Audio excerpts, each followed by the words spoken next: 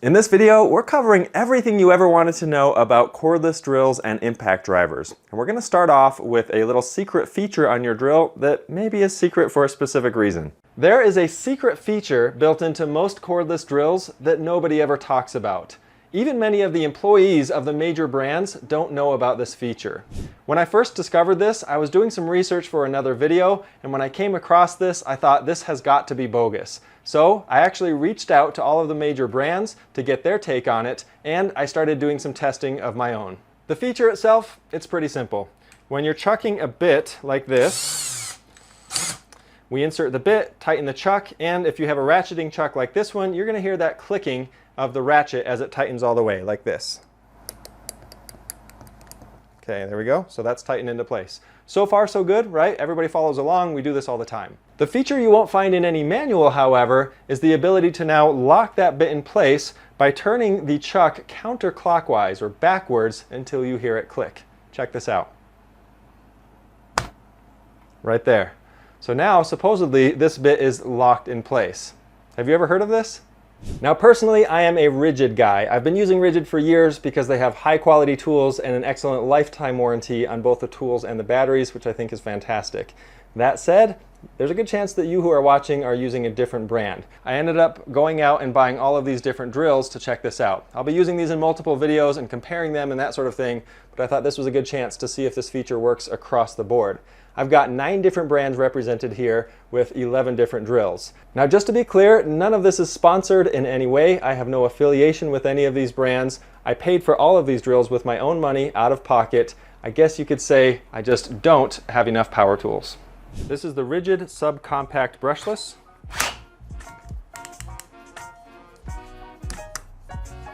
Yep. Yeah. I don't know about that one. This one feels a little different. There's some kind of slop in there now. Kind of clicks there, yeah. Okay, clicks back. Totally clicks in place. Totally clicks. Click. Click. Yeah. Click. Yeah. And last but not, maybe least, we'll see, this is the Craftsman brushless full-size drill. Click. And it's in there. Okay. That's kind of nuts. I just tested 9 different brands and 8 of them locked into place by turning it counterclockwise. Almost all of them had that audible click, and if they didn't have that, they had that kind of tangible clunk as they slipped into the right place when they locked in. The exception is the Metabo. I actually picked this set up from Costco, a drill and driver set, and this one doesn't seem to have any sort of audible or tangible indication that it's going to lock in place by turning it counterclockwise. It just feels like you're loosening up the drill bit. So we've now verified that 8 of the 9 brands that I've got here seem to have this locking chuck feature, which is pretty cool. So I think that's pretty awesome, unless it's not. And what if it's an internet hoax? What if when you turn it back a little, all you're doing is loosening up the bit and causing more problems as you start to use the drill? I wanted to get to the bottom of this, so I started by combing through these manuals. And guess what I found in the manual? Well, you probably guessed. Nothing. Zero, zip, zilch, nada. There is nothing in here about this at all. So I thought, next best thing, I'm going to start looking on the internet, see if someone else has discovered this, see if there's anything from the brands, and lo and behold, I did find this video. This video by Makita Australia shows that you can lock the chuck by turning it counterclockwise. So that seems pretty legit, right? I mean, at least for the Makita brand, that seems to be the answer that we're looking for. But look at the comments in that video. There's all kinds of skepticism and this is a hoax and you're just throwing people off and all that kind of thing. So the only thing I could really do to get the answers is to talk to the manufacturers. I'm getting ahead of myself a little bit here because before I called all of them, I actually sent emails to everybody, and if you've ever tried emailing support for these brands, I was super unimpressed with all of them. There is one company of all of the ones I reached out to that got back to me, and that was Ryobi. And guess what they sent me? The manual. They sent me the manual that no one even looked at it. They just said, parts question, drill question, send this dude the manual. So that's what they did. not helpful. So I decided it was time to look up all the phone numbers, get on the horn with technical support, and that's what I did. Now you may or may not be aware there are really just a handful of companies that own all of these brands. So for example, a company called TTI owns Ryobi and Rigid and Milwaukee. So when I actually called the Ryobi support line, I was greeted with this. This is Lowe with Rigid Product Support. May I help you? So I was a little surprised by that until I realized, oh yeah, these guys are all under the same umbrella. So have a listen to the 5 calls and see what they had to say. Hi there. I just have a quick question about how the locking mechanism works on the rigid drills. Yes, you can. You can turn forward and then click it back once and then lock it back down. Okay. So is that documented anywhere by chance, do you know? No, it's not. I think that was just found out. I've been hearing a lot about it. That's the only reason I say yes, it does work. Okay. But we do not have that documented. Thank you for calling Bosch Power Tools, and how can I help you?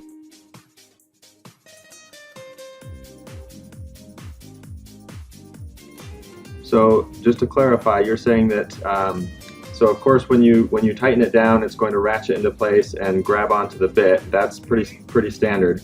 But are you confirming that then you can back it off counterclockwise 1 click to lock the bit in place on these drills? Yes, that is correct. Harbor Freight Tools, this is Andre. How can I help you?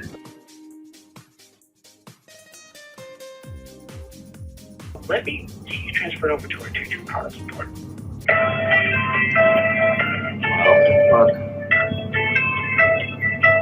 Hello, and thank you for calling Harbor Freight Tools. Bridget speaking. You have the pleasure of speaking with. Okay, so you can't really confirm that counterclockwise lock feature then, based on what you know.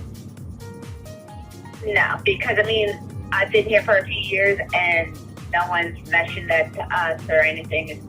But yeah, for something like this, we just know that it's clockwise to lock and counterclockwise to lock. Unlock for all of these drills and everything like this. DeWalt service. That's the first thing I ever heard about it. It's a ratchet chuck. Once it's tight, you just tighten it. Right. Okay. So you've not heard of this. I've just seen some videos on it, and people are trying it out, and I'm like, I don't know if this is actually doing anything or not. So it does. Yeah, I wouldn't see how loosening it would lock it. Thank you for calling Makita. And I'm trying to find out if this is a legitimate feature because I can't find any documentation on it. That's how it works. You tighten it all the way down and then back it off a click. I just wanted to make sure it wasn't like a hoax or something like that. I just hadn't seen it. That's real. Okay, awesome. All right, so in a nutshell, Ryobi and Rigid are saying, yes, this is a real feature. Makita also says, yes, this is a feature. Bosch says, yes, this is a feature. DeWalt says no, and Harbor Freight says no. I think the only way to really get to the bottom of this and know if it's a helpful feature is if you're experiencing issues without using this feature that are corrected by using this supposed locking chuck feature. That's actually exactly what happened to someone named EJ Clark, who was leaving a review for a DeWalt drill on Amazon. In his review, he starts out by saying the bits keep falling out. And then at the bottom here, he later updates it with a review saying, I found that if you first turn the chuck counterclockwise until you hear 1 click to lock the drill bit in, it will not fall out. Seems pretty compelling to me. After making this last video about that secret feature on these drills, I was reached out to by the drill chuck manufacturer, not the drill manufacturers, and they had some further light to shed on this process. A few weeks ago, I released a video about a secret feature on your cordless drill where I called up 5 different power tool brands to hear what they had to say about this supposed feature. The response to this video was overwhelming, to say the least. Within the first week, it reached over 2 million views, which is the fastest growing video I've ever had. But what really got my attention was the comments. Not only did you, as a community, leave over 4,000 comments on this video so far, but the opinions on this one run deep. I saw lots of comments from people who were cursing me for daring to say that this is a feature and spreading misinformation, as well as hundreds of comments, saying that they tried this and it had actually solved the problem their drill had with bits falling out. I even got a response video from the popular Canadian YouTuber Arduino vs. Evil, or AVE, who wanted to show that this feature was no feature at all. And that video of his now has over 400,000 views. So several people had suggested that rather than speak to the power tool companies, I needed to speak to the chuck manufacturers, since just about every drill brand out there uses chucks from two manufacturers, Jacobs and Rohm, or Rum, I don't know how to say it in German, but so that's exactly what I did. Now, in case you missed it, the feature I made the video about is that when you tighten your chuck all the way down, ratchet it into place, and then turn it back a click, it supposedly locks that bit in place. I tested this out with 9 different brands, 11 different drills, and I actually called all of these different tool companies to see if this was the real deal. The comments section was pretty divided, but within just 3 days of that video coming out, a representative from Rohm reached out to me. If you haven't heard of Rohm, they're a German manufacturing company that makes chucks for all kinds of applications, but one of the biggest ones is they make them for all of these power drills. Their 100-plus-year-old company supplies the drill chucks for companies like DeWalt, Milwaukee, and others, though you'll find that whether your drill uses a Rohm chuck or not really depends on where you live, or more specifically where you bought your tools. I asked to be put in touch with one of their engineers in Germany, and not only did they provide me a definitive answer, but they even sent a PowerPoint and video of tests that they ran in response to this to try to show how this works. Take a look. You can see on this first slide that they're showing how to correctly chuck a bit.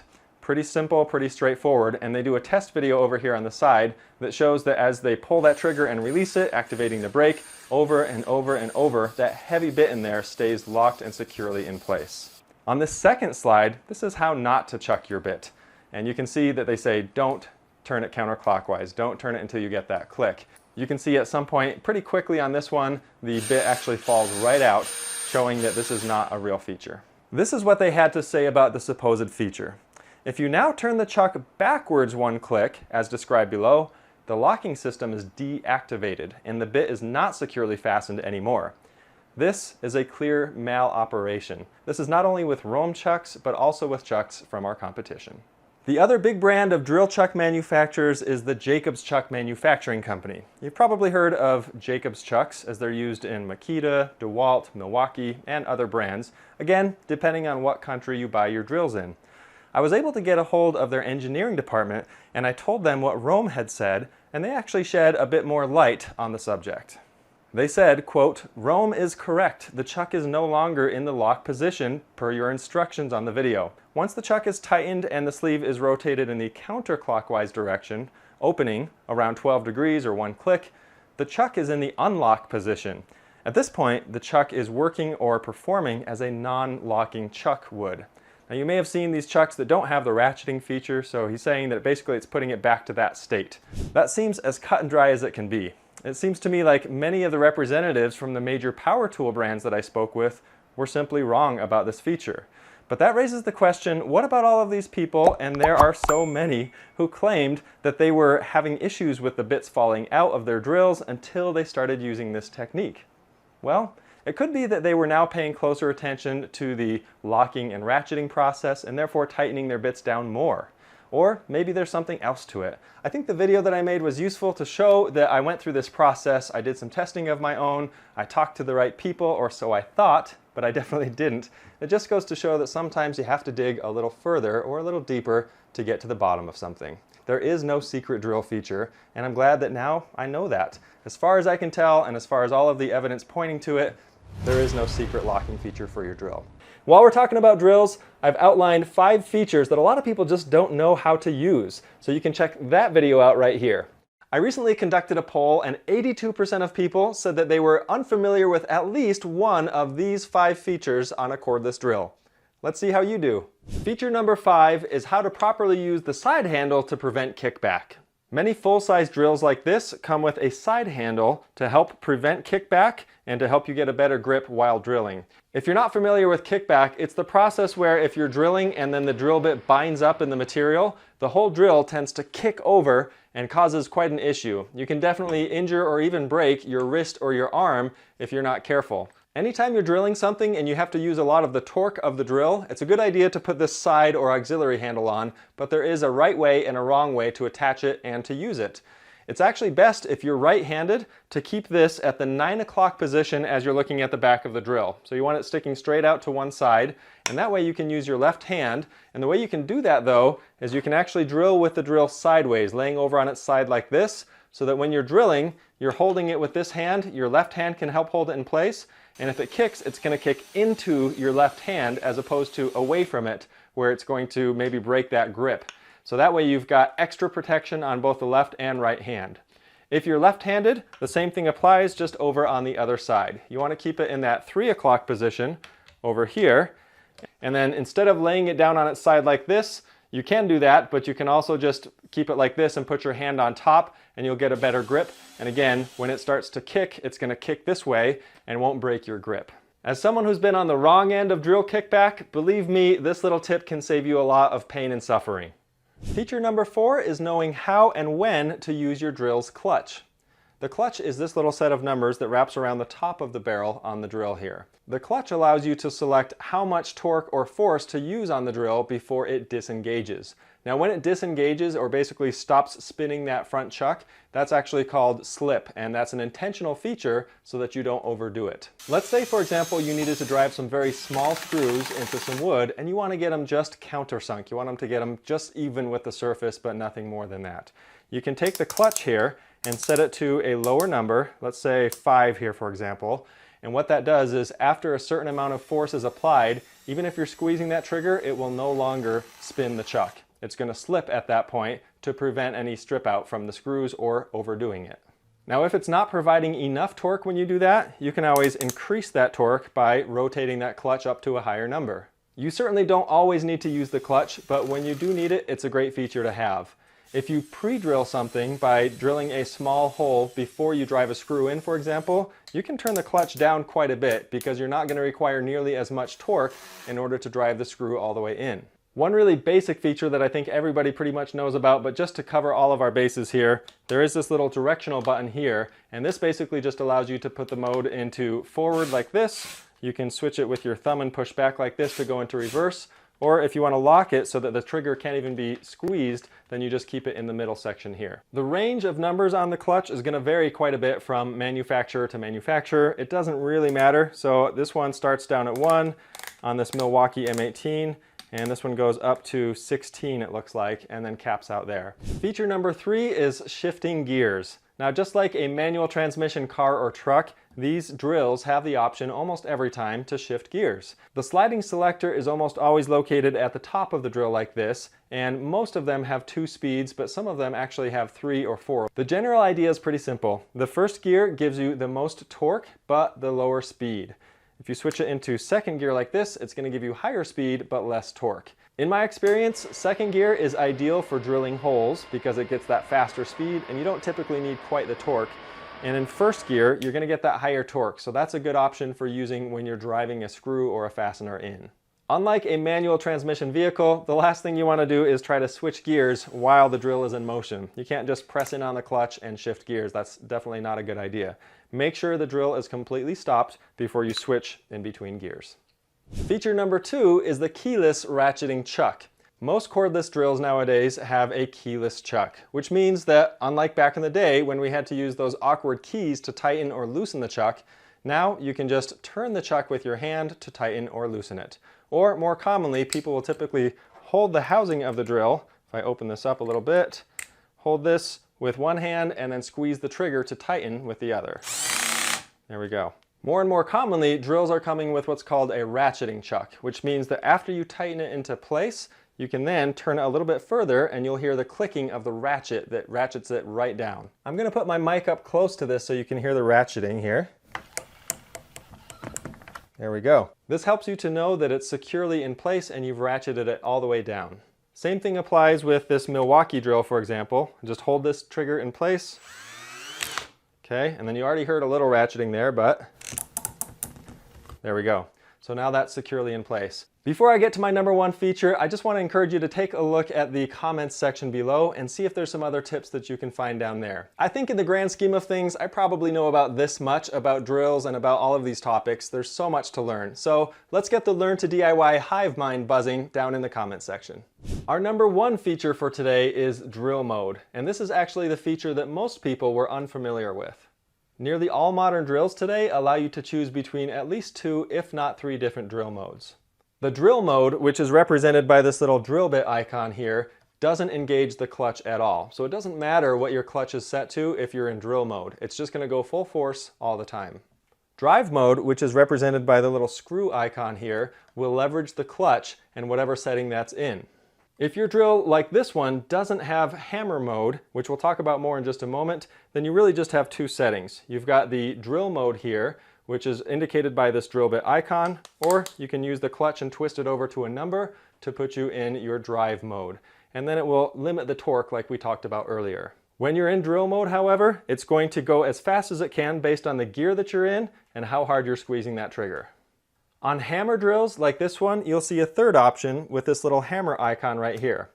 Now this might sound similar to what an impact driver does, but it's actually quite different. An impact driver makes impact motions actually in the same direction as you're rotating the drill. So if you're drilling this in forward mode like this, it's kind of like slamming a steering wheel over and over in that same direction along with the drill. If you do it in reverse, it can do that as well. It can kind of hammer it back out. Unlike an impact drill, when you're using hammer mode, it's kind of like having a hammer that's tapping on the back of the drill as you're using it. It's going to give that extra strength you need, and this is actually specifically for really difficult or tough objects to get through. So for example, if you're doing any masonry work, and what I like to think is if you've got a masonry bit in here, switch it to hammer mode. There are a few different mechanisms that are used to create that hammering action, but this is one of the more common ones. I purchased this really nice and fancy $17 hammer drill from Harbor Freight. This is their Warrior series, and I took it apart just to show you how this works. There is a set of toothed gears right in here that smack against each other when you push down on the chuck. Now the entire chuck is actually pushed away from the body of the drill using a spring. So when there's no pressure on the chuck, the hammer action isn't engaged. As soon as you push that drill against the material and push that spring down, it will start hammering as these 2 little wheels engage and begin colliding with one another. This hammering action, like I mentioned before, totally comes in handy and speeds things up on masonry projects. Woo! That is so loud. So this is the clutch collar, and we're gonna make sure that you're totally familiar with it. We're also gonna be doing a little cutaway to show you exactly how this functions mechanically on the inside, so you can understand when to use it, how to use it, and how it compares from one drill manufacturer to another, for example. Now along the way, I'm gonna be sharing with you 5 lesser known facts about the clutch. So whether you're totally new to this or you're super experienced with power tools in general, I can just about guarantee you that there's going to be a few in here that will be new to you. First, let's talk about when you would use the clutch. Now, the clutch settings, depending on your drill, you're going to have some different drive settings. So on this one right here, for example, we have the hammer mode.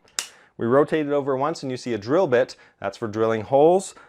And then on this particular one, your only option is to then go through the numbers of the graduations on your clutch. Now, as long as I'm in that 11-to-1 mode, it's in driver mode. So it's gonna drive something, a fastener, a screw, maybe loosen something, and that's what it's meant for. Now that's not to be confused with this little guy. This is an impact driver, and its whole job is to be able to drive screws, loosen things, tighten things. It's not necessarily designed for drilling holes, but I have my own school of thought on why this thing can be used for just about everything. So on the driver here, just remember that the clutch should only really be used if you're driving screws or fasteners of some sort. Could be lag bolts, could be screws, anything like that. Maybe one of the best ways to show you this is to take these 2.5-inch screws, and I'm going to drive them into this Douglas fir 4x4, and I'll do it at each of the 11 graduations on our collar here. Here we go. Wow, that is terrible. So that should have been way softer. It drove it way down past the face of this, even in the lightest setting, which is not good. That means this thing is putting way too much torque on even the lightest settings, not something I'm gonna recommend at all. So to show this a little bit differently, I'm gonna grab that flex again, and we'll go every couple steps on this one. Okay, setting 2, here we go. Okay, setting 4, 6, 8, 10, 12, 14, 16, 18, 20, 22, and finally 24. From Kitchen Echo. Dinner is ready. Now just to show you the difference, I'm also going to put it in drill mode, which means it won't back off at all. It's going to go full bore all the time. Let's take a look at the difference in drill mode. So no clutch enabled on this one. Woo, that's the difference. That went all the way down and would have kept going all the way through if I had a longer bit. Now this isn't a perfect example, but it does definitely show exactly how much torque is applied, or roughly how much torque is applied at least, to each of the screws based on the clutch setting. So again, this is 2, 4, 6, all the way up to 24, and then down here, this one that went way in, exactly no clutch on that one. So the obvious question is, why do you need the clutch? What are some circumstances in which those clutch settings are really gonna help you? And one of the reasons is if you're doing anything that's a little bit delicate in terms of smaller screws. So a small screw like this, for example, is one that will often require you to not go full bore on the thing. You don't need 1,400 inch-pounds of torque to drive this thing into anything, really. You might want to do something with the lighter clutch setting if you've got a small screw. A great example of this is when you're installing cabinet hardware. You don't want to go too crazy on that. The wood is typically at least a little bit softer, and we don't need to try to strip out that screw or that screw hole by using too much torque. When you're installing cup hinges in your doors, for example, they have these fairly small and delicate little screws on either side of the cup, and those ones just need a fairly light touch, and the clutch is perfect for making sure that you don't overdo it. One that I come across even more commonly though is pre-drilled and pre-countersunk screws. So for example, I'm going to use my Milwaukee with this countersink drill bit here. Drill a little hole in here.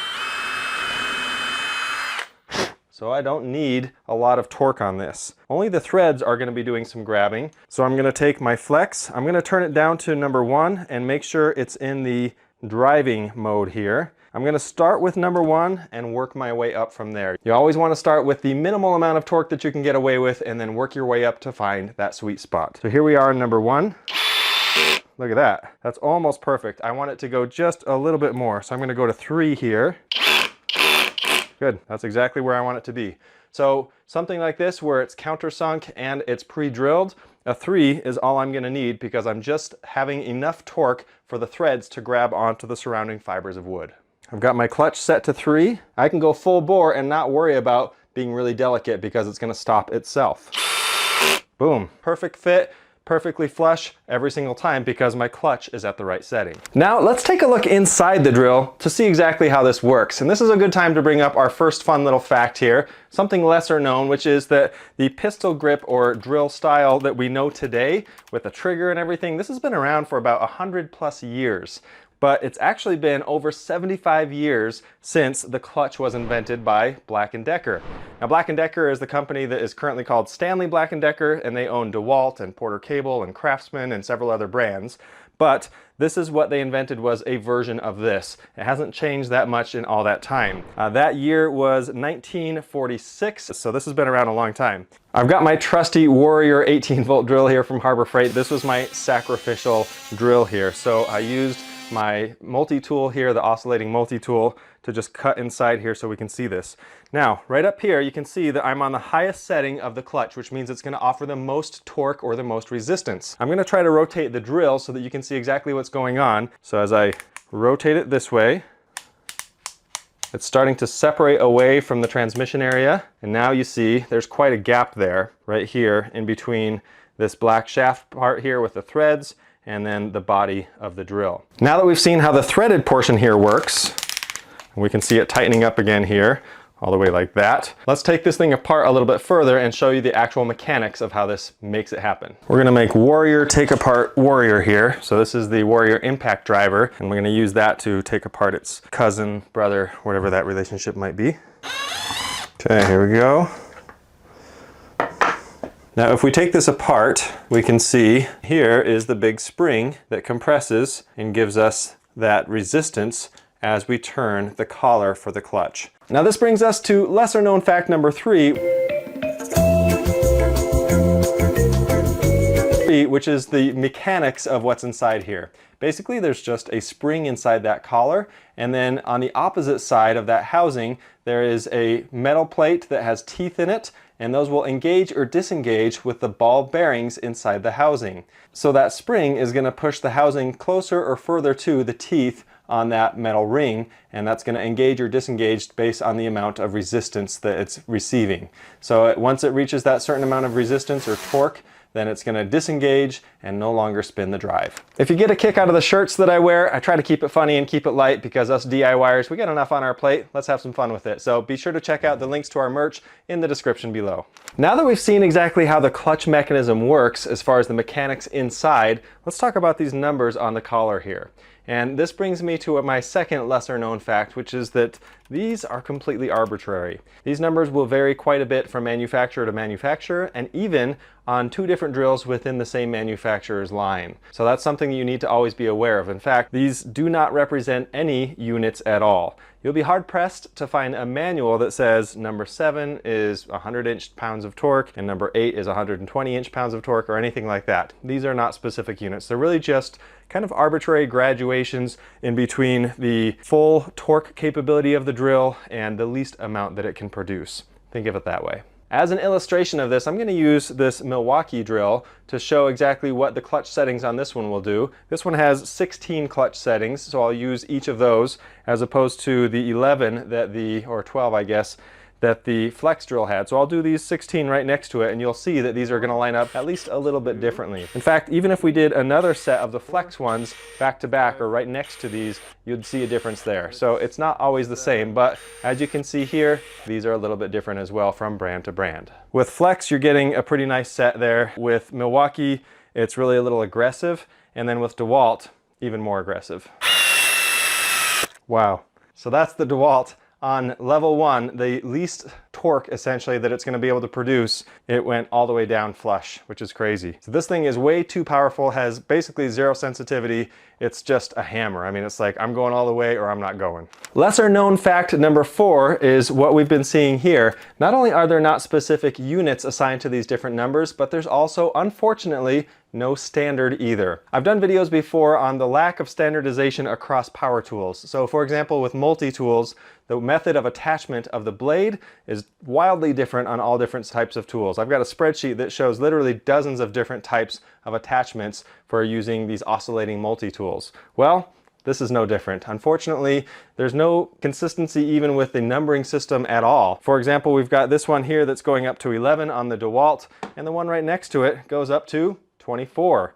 It's a huge disparity, and that's basically the range that I'm seeing across all these different types of drills. And what that means is you can never look at a number and then just assume that on that drill and every other drill you can use that same number as far as the clutch is concerned and the torque that you're going to get out of that. It's going to vary every time. So always test first, start low, start with those lower numbers, and then work your way up until you get the resistance that you need. Our 5th lesser known fact is that we're moving less and less towards these mechanical clutches like the one we just saw taken apart, and more towards electronic clutches like you'll find in these two drills here. This is DeWalt's DCD999, and this is the Festool. This is a much more expensive drill, but check out how it handles the clutch. So for example, on the back heel right here, that's where you'll find the clutch settings. So I've got this set to 1 right now, and let's drive a screw and see what happens.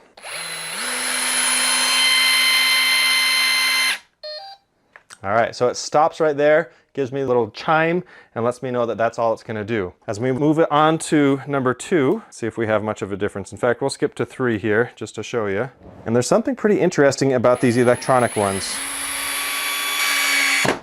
Wow, that went way further, okay? Way deep down. That one again is about 1/8 inch underneath the surface. So pretty aggressive on just level 3, especially considering that this is geared towards woodworkers, people who need a little more precision and accuracy in their work, and it's less of a, all about power. It's more about the finesse. So this one's not really that great with the finesse, in my opinion, when it comes to the electronic clutch. That's the thing that you're gonna notice. If you look this up and talk to people who are using these different types of drills for their daily work, you'll find that most people really don't like the electronic clutches. They want the old school mechanical clutches because they just are more consistent, they work better, and they give you more control, especially in those lower numbers. So that's something to keep in mind when you're shopping for a drill. You may see one with an electronic clutch and think, cool, that sounds new, it's new tech, that's great, let's give it a try, but you also might be pretty disappointed with it. Let's look at the same thing with our DeWalt DCD999. I think that's what this one is, yep. And let's see what we get. Wow. Okay, oh, the bit slipped into the chuck, but only after it got 1/8 of an inch down past the surface again, so not ideal. I've owned and tested a lot of different drills over the years. It's part of what I do on the channel. I've also tested lots of different batteries, different handles, different accessories, but there is one upgrade that stands head and shoulders above the rest because it can make your drill more accurate, more reliable, and actually easier to use.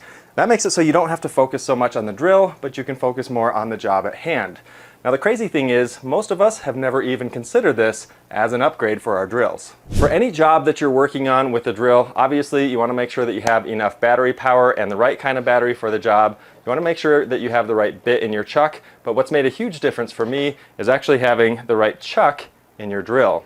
This actually does 3 important things for you with your drill on any job. Number 1, this will save you the frustration of having bits that actually come loose, get wobbly, or fall out while you're on the job.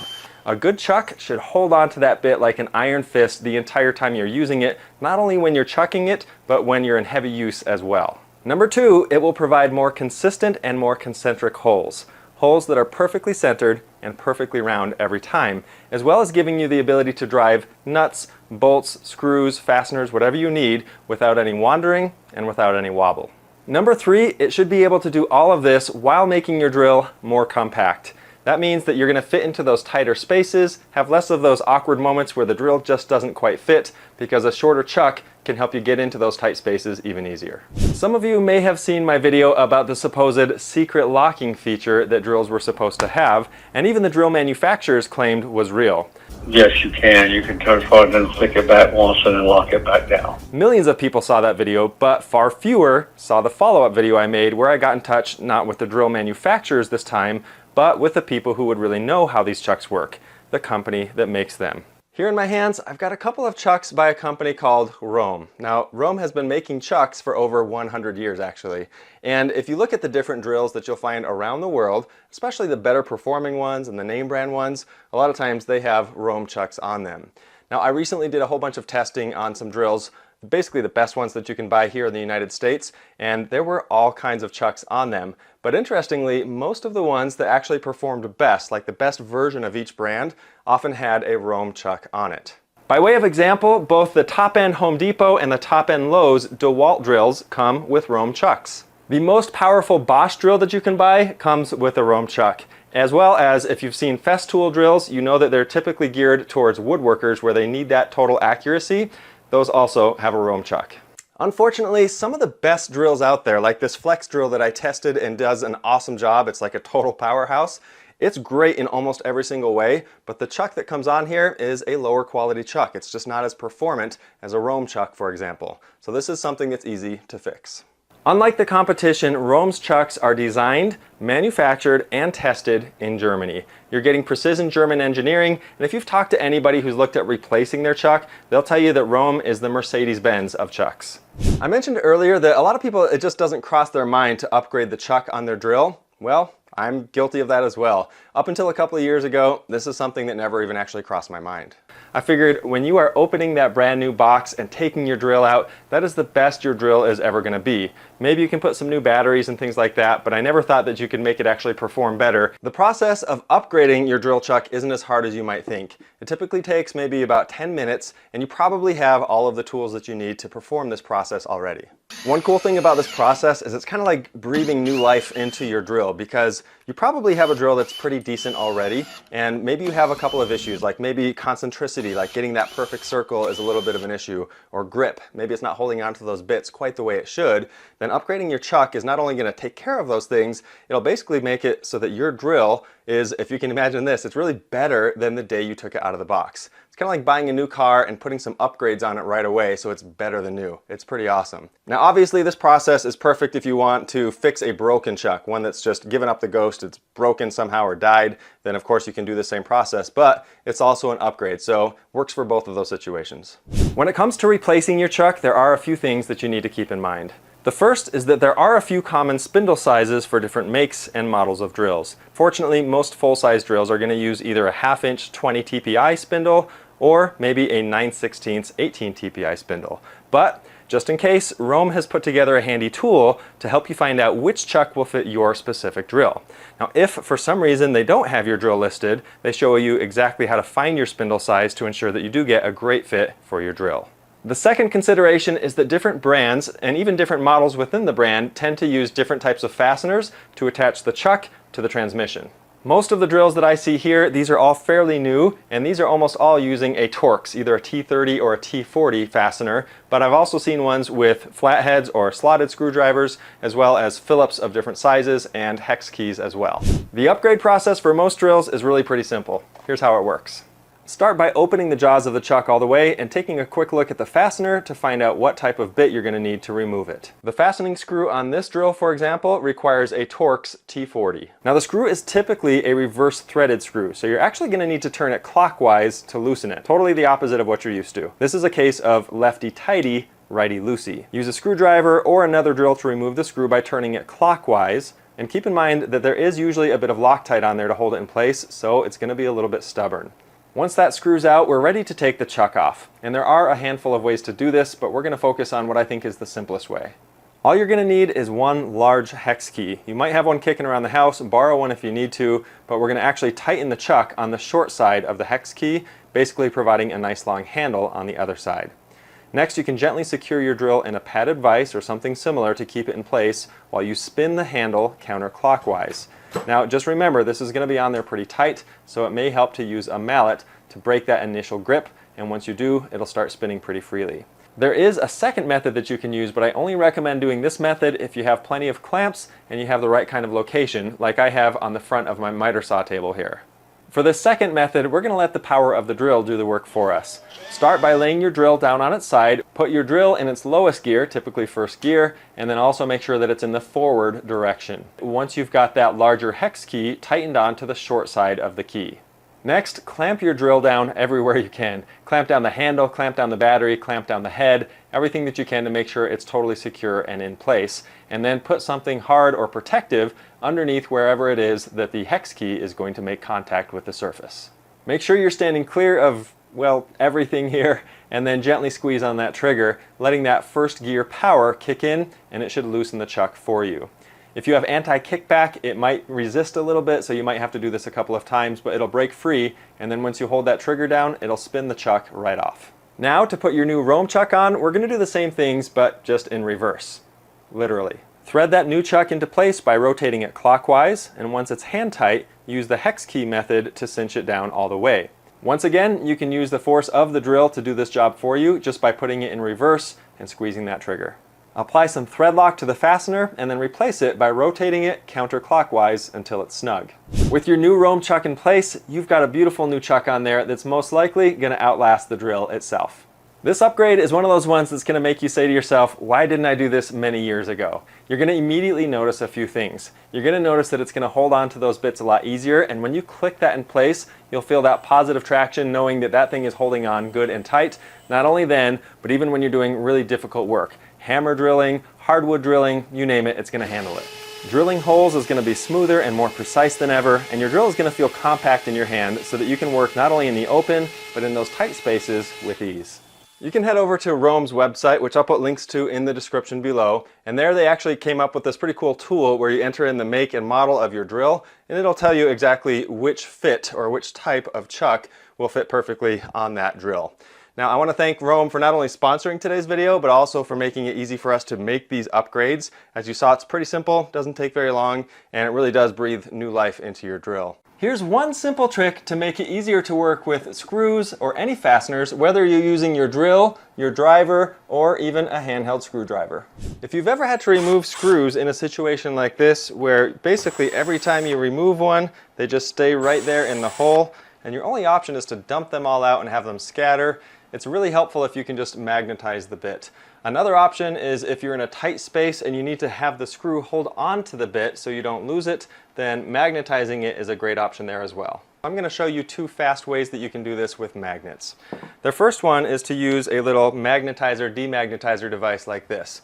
Now these are not very expensive at all. I picked this one here up on Amazon for $7 and the screws really seem to like it. But I found an even cheaper one. This one is from Walmart. This is the Hyper Tough, and I paid $2.50 for this one. So hard to beat that deal. Using this tool makes it super easy. Here I've got a screwdriver that doesn't have any magnetic properties. There's no magnetism to it, so I'm going to use this bottom hole to magnetize it. All you have to do is pass it in and out 10 times. 5, 6, 7, 8, 9, 10. There we go. So it's plenty strong as a magnet, can grab a couple of screws no problem, makes life a little bit easier. If you need to demagnetize, sometimes you'll be a lot of metal burrs, for example, around the area, or you're working in a metal tubing area and you don't want that screwdriver to be sticking to the walls and other things, so you want to demagnetize in that case. To do that, we're just going to use the demagnetize hole right up here. Same thing, 10 times. 1, 2, 3, 4, 5, 6, 7, 8, 9, 10. And now, magnetism is gone. Really simple. The next method I'll show you uses a neodymium or rare earth magnet. These are pretty popular. You can find these all around. If you don't have one of these, you can use really any somewhat strong magnet that you have around. Here's one for a refrigerator clip, something that you can stick on a file cabinet, for example. And even this black magnet back here is strong enough to do the job. But I'm going to use the rare earth magnet since I've got it. So as I showed you before, there is really no magnetism to this right now. But to make it magnetic, I'm going to push these up a little bit. I'm going to place this magnet at the base of the screwdriver shaft here and then slide it off the end 10 times. 1, 2, 3, 4, 5, 6, 7, 8, 9, 10. Okay, bring these back, and now we've got a nice strong magnet here. So that works wonders, really easy to do, but if you need to demagnetize it, that's pretty simple as well. I'm going to hold this really strong down here because this is a strong magnet. I'm going to put it in the middle like this, and then think of it like pulling the magnetism away from the shaft of the screwdriver. Here we go. 1, 2, 3, 4, 5, 6, 7, 8, 9, 10. And I found with these ones, it's helpful if you do it a little bit extra.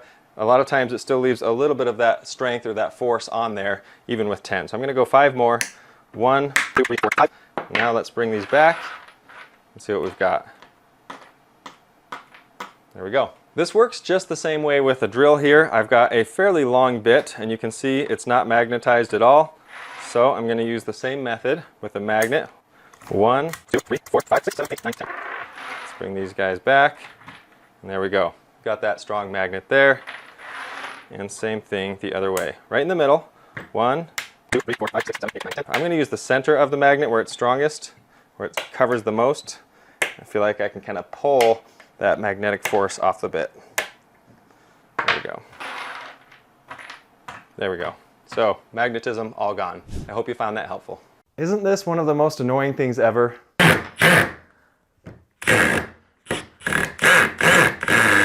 Today I'll be showing you 4 ways to prevent strip screws from ever happening again. Tip number 1 is to always use the proper size bit for the job.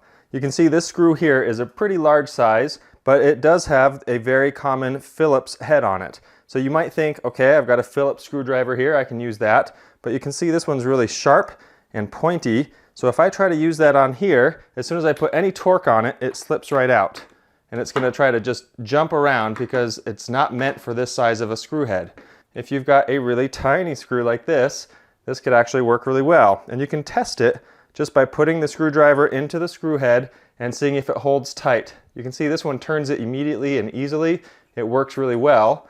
However, if I want to do something like this, I've got a variety of types of bits that I can use, and something that's more blunt, like this guy here, should do the job much better. Let's give it a try. When we put that in there, it doesn't want to go anywhere. There's even still a little slop or a little wiggle room in there, so it's not ideal, but it's going to do a much better job than that tiny little one ever could.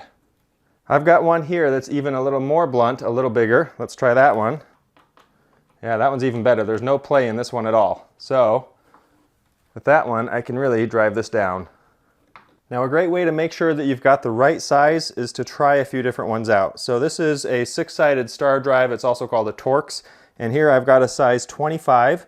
And if I put that in here and try it out, it's definitely a little sloppy, a little loose. So let's try something a little bit bigger. So here's a 27. That fits way better. It's a lot snugger, but it's still a little loose, a little sloppy. Let's see if we can go a little bit bigger. Here's a 30.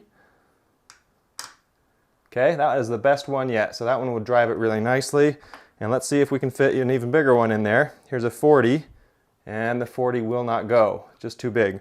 Okay, so if we try that 30 and put it in the driver, there we go, and it holds on really well. Another one that really throws people off is this type of screw here. This looks like a Phillips, but you see these little lines here in between the plus sign? If you take a regular Phillips, this is a number 2, and you would think that this would fit pretty well. And it does fit pretty close, but you can see when you twist it, there's a little slop in there, and that means it's not the perfect fit. This is called a Posi-Drive screw, and it's actually got a little bit of a different head, and you can see it's got these little slots here that are tapered in between the plus, and when you put this one in, it is a perfect fit. So this Posi-Drive is meant for this sort of job, and if you use a Phillips, it's not going to grab quite the same. Now typically when you purchase the screws, they'll often have the screw type listed right on them. So you can see this one says a number 2 Phillips drive, and then most of the time the bits are also labeled. So right there, do you see the PH2? That means there's a Phillips 2, that one will match, so when we put this one in, it should sink in there perfectly and allow you to get a good drive. Now tip number 2 is to get the proper angle of attack. So right here, if I've got my screwdriver lined up perfectly, it's going to drive just fine every time. It's going to fully engage in that head, and it's going to give me a nice easy time. As soon as I get this out of line, it slips off, it'll spin in there, and that's where, especially if I'm using a drill, it's going to start to just strip that screw head completely. Any angle that you get off, that's usually one of the main causes for things not grabbing and stripping screws. But as soon as you line it right up like this, then it grabs and just threads in just like it should. Now tip number 3 is applying the proper amount of pressure or torque to get the job done. So this screw right here, I've got the right Phillips bit, this is a number 2, and I'm also going to make sure to line it up properly. And what happens, if I just do this really lightly, without proper torque, it's going to just twist away from there. It hops out, it'll start to skip, especially as I encounter some pressure and it gets more difficult. And I'm just starting to strip the screw here, it's just not working. But as soon as I apply some proper downward pressure on this, then it's going to hold in and it's going to start moving the way we need it to. So make sure you're applying a lot of pressure directly down, you've got the right bit, and you've got it lined up properly, the shaft of the screwdriver with the shaft of the screw. Now one thing to keep in mind is that these same principles apply whether you're using a hand screwdriver or a drill or an impact driver. They all work the same. Those 3 tips need to apply all the time. So this little screw right here, for example, I've got the right size number 2 on there. I've also got it lined up perfectly, and I'm going to apply the right pressure. If I don't, it's going to just hop out and I'm going to start stripping it. Okay? But if I line it up, get that torque in there, it's going to drive easy peasy. Now tip number 4 is to get a little help when you need it.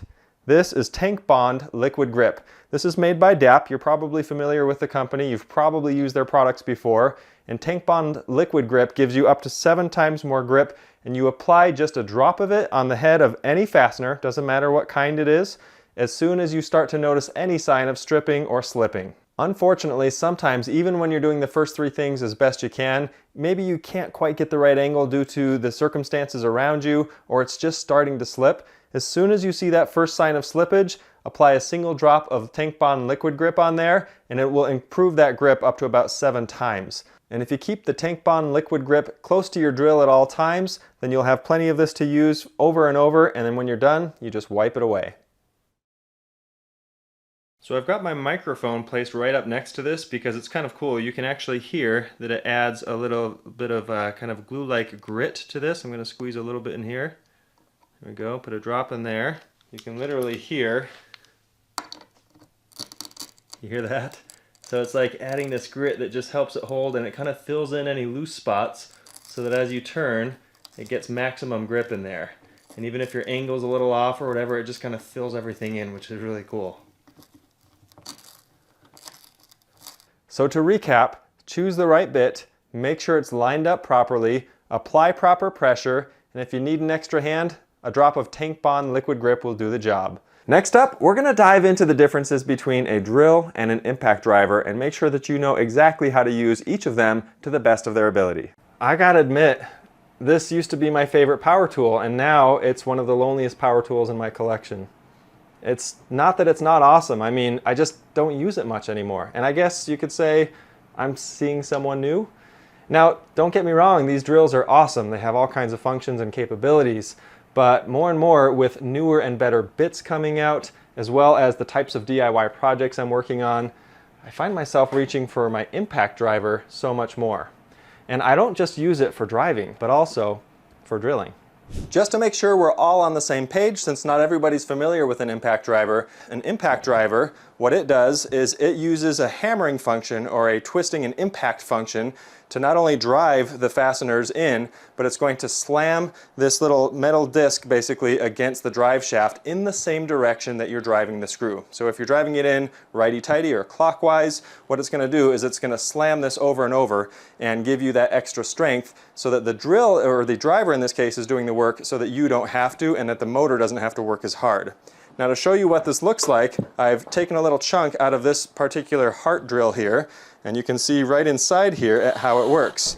Now you'll notice in slow motion here, as it's driving a screw down, it's going to use that same rotational force and slam against that drive shaft over and over and to try to turn that screw into place. This uses less battery than a drill, it's lighter than a drill, and it puts less strain on your body, your wrist, your arm, everything like that, than a drill would when it comes to driving in particular. It was actually only a generation ago that impact drivers weren't really a thing for DIYers or for homeowners. Your dad, probably like mine, had a Black & Decker black corded drill, and it had a keyed chuck, and the key was always getting lost. Impact drivers weren't part of that life. So it was only about 7 years ago that I got this set right here from Rigid, and they have their lifetime warranty, which is great.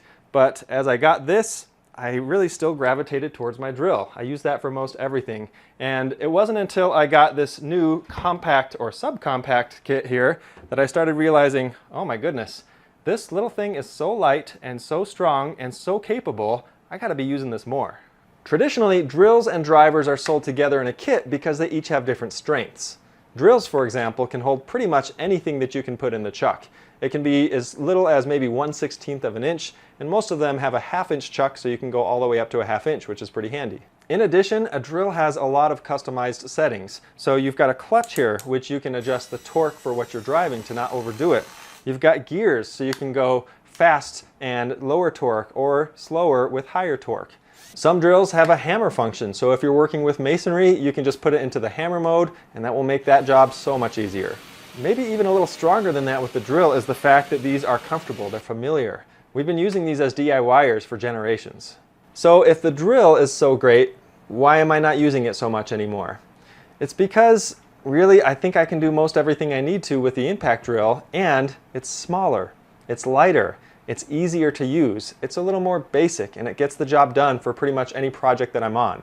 I find myself doing all kinds of projects with electrical lately, and this little impact driver is lightweight and can really do everything that I need it to do. If I need to tighten screws, loosen screws, no problem. Even if I need to drill 3/4 inch holes through the studs to pull my Romex through, this can handle it and do it easily.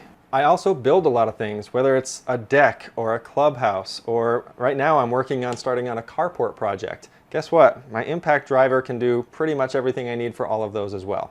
I also repair a lot of things, and that's just a lot of removing screws, messing around with something to get it right, and putting the screws back in. Again, impact driver. This right here is something else that's changing quite a bit on the tool scene these days. We're getting all these bits that are designed specifically to be used in impact drivers. So they've got the 1/4 inch hex fitting, they fit right in, they're easy and they're quick. These new bits that are designed for impact drills have this little section here called the torsion section, and this gives a tiny bit of flexibility so that as that impacting is happening, which can be really hard on a bit, a lot of that is absorbed right here so that the bit lasts longer, it's not as brittle, and it's not as prone to breaking as that impact is happening over and over again. When it comes to drilling, you can now buy entire sets of titanium drill bits that are made for impact drivers. You'll notice that on a lot of these, for example, even on these cheap Hercules ones from Harbor Freight, this set doesn't cost very much, but it says impact rated, meaning it's designed to be used with an impact driver.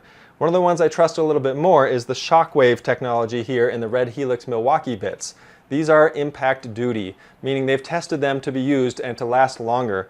There's actually changes in the design of the flutes and in the core of the material itself that the bit is made out of to help it last longer in an impact driver.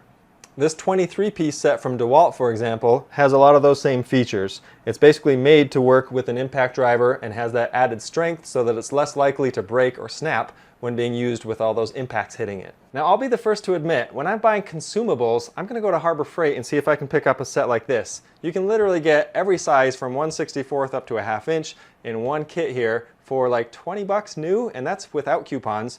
With coupons, you get these free when you buy something, and none of these work with my impact driver. So that can be an issue, but if some of these sizes here aren't what I need and I need something in between, then I'll grab these and I'll grab my drill. No big deal. When I needed to drill holes through the framing up in my attic just recently to run some new wires, I was more than happy to use my Diablo Speed Demon spade bits in my impact driver, and they worked beautifully. Pre-drilling, not a problem. I can pre-drill with these.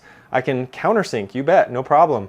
In most cases, the impact driver also uses less power than the drill does to get the same job done, so my battery is going to last longer as well. Just another bonus.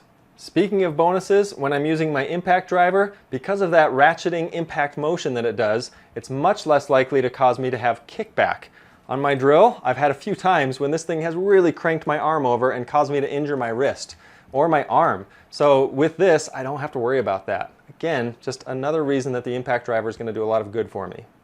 There are, of course, drills that have what's called an anti-kickback feature built into them. That's starting to become more and more common with drills, which is awesome. But with impact drivers, I really don't have to worry about it. Just to make sure I'm not misunderstood, I do think drills are still very useful. I will not be getting rid of my drills anytime soon, or probably ever. It's just that since impact drivers have come along and all of the bits and the bit technology that's coming along with them, I find myself using my drill less and less. Now, I know that not everybody is going to agree with me on this, and that's okay. This is just based on my experience and my personal opinion for the projects I do and how I use my tools. And one thing that's made things a little more interesting for me is I recently picked up this M12 fuel set. I've got a drill and a driver from Milwaukee here. Now, this has been a total game changer for me.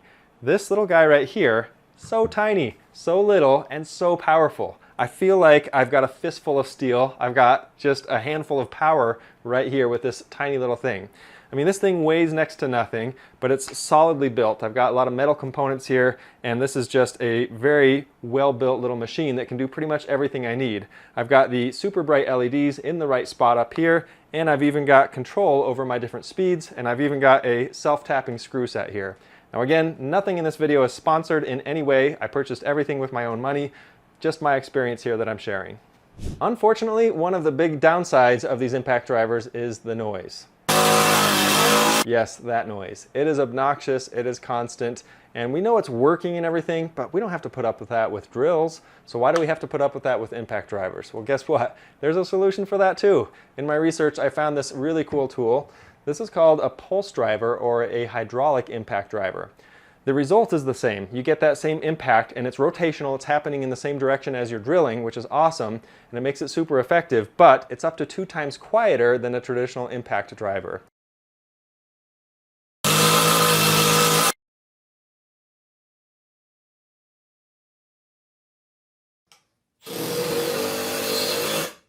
Not only that, but these surge drivers, and these are actually available by Rigid and Makita, if I'm not mistaken, also have these. They're just bigger.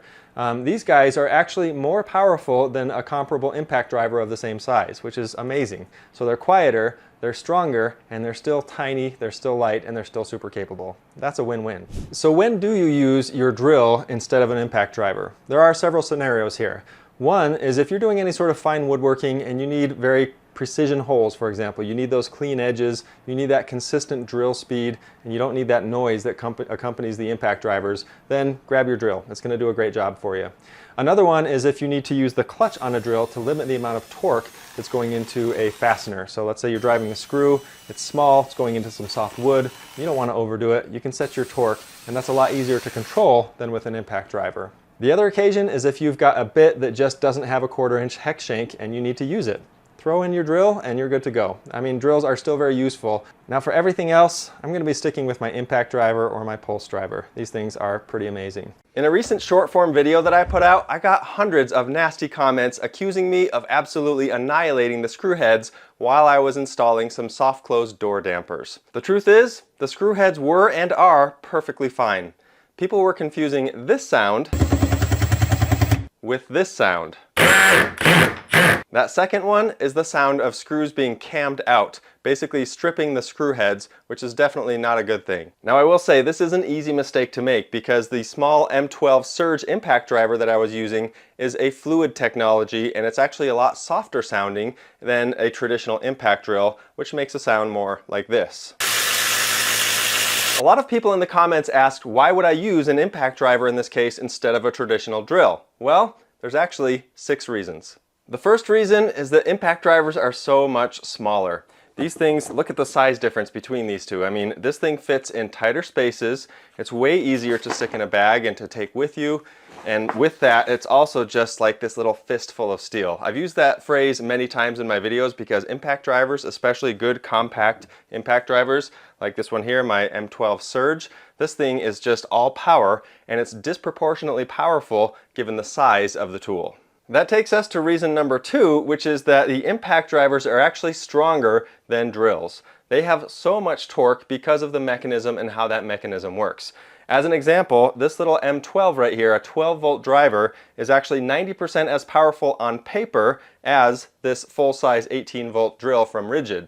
The fact is, it's actually way more powerful, and in tests where they've done side-by-side comparisons, this thing loses every time. Now you take that and bring it up to a full-size impact driver like this DeWalt 20-volt here. This one actually has twice the torque of this comparable, or actually much larger sized drill. Now going back to number 1, take a look at the difference here. This stubby little thing, twice as much power as this whole huge thing.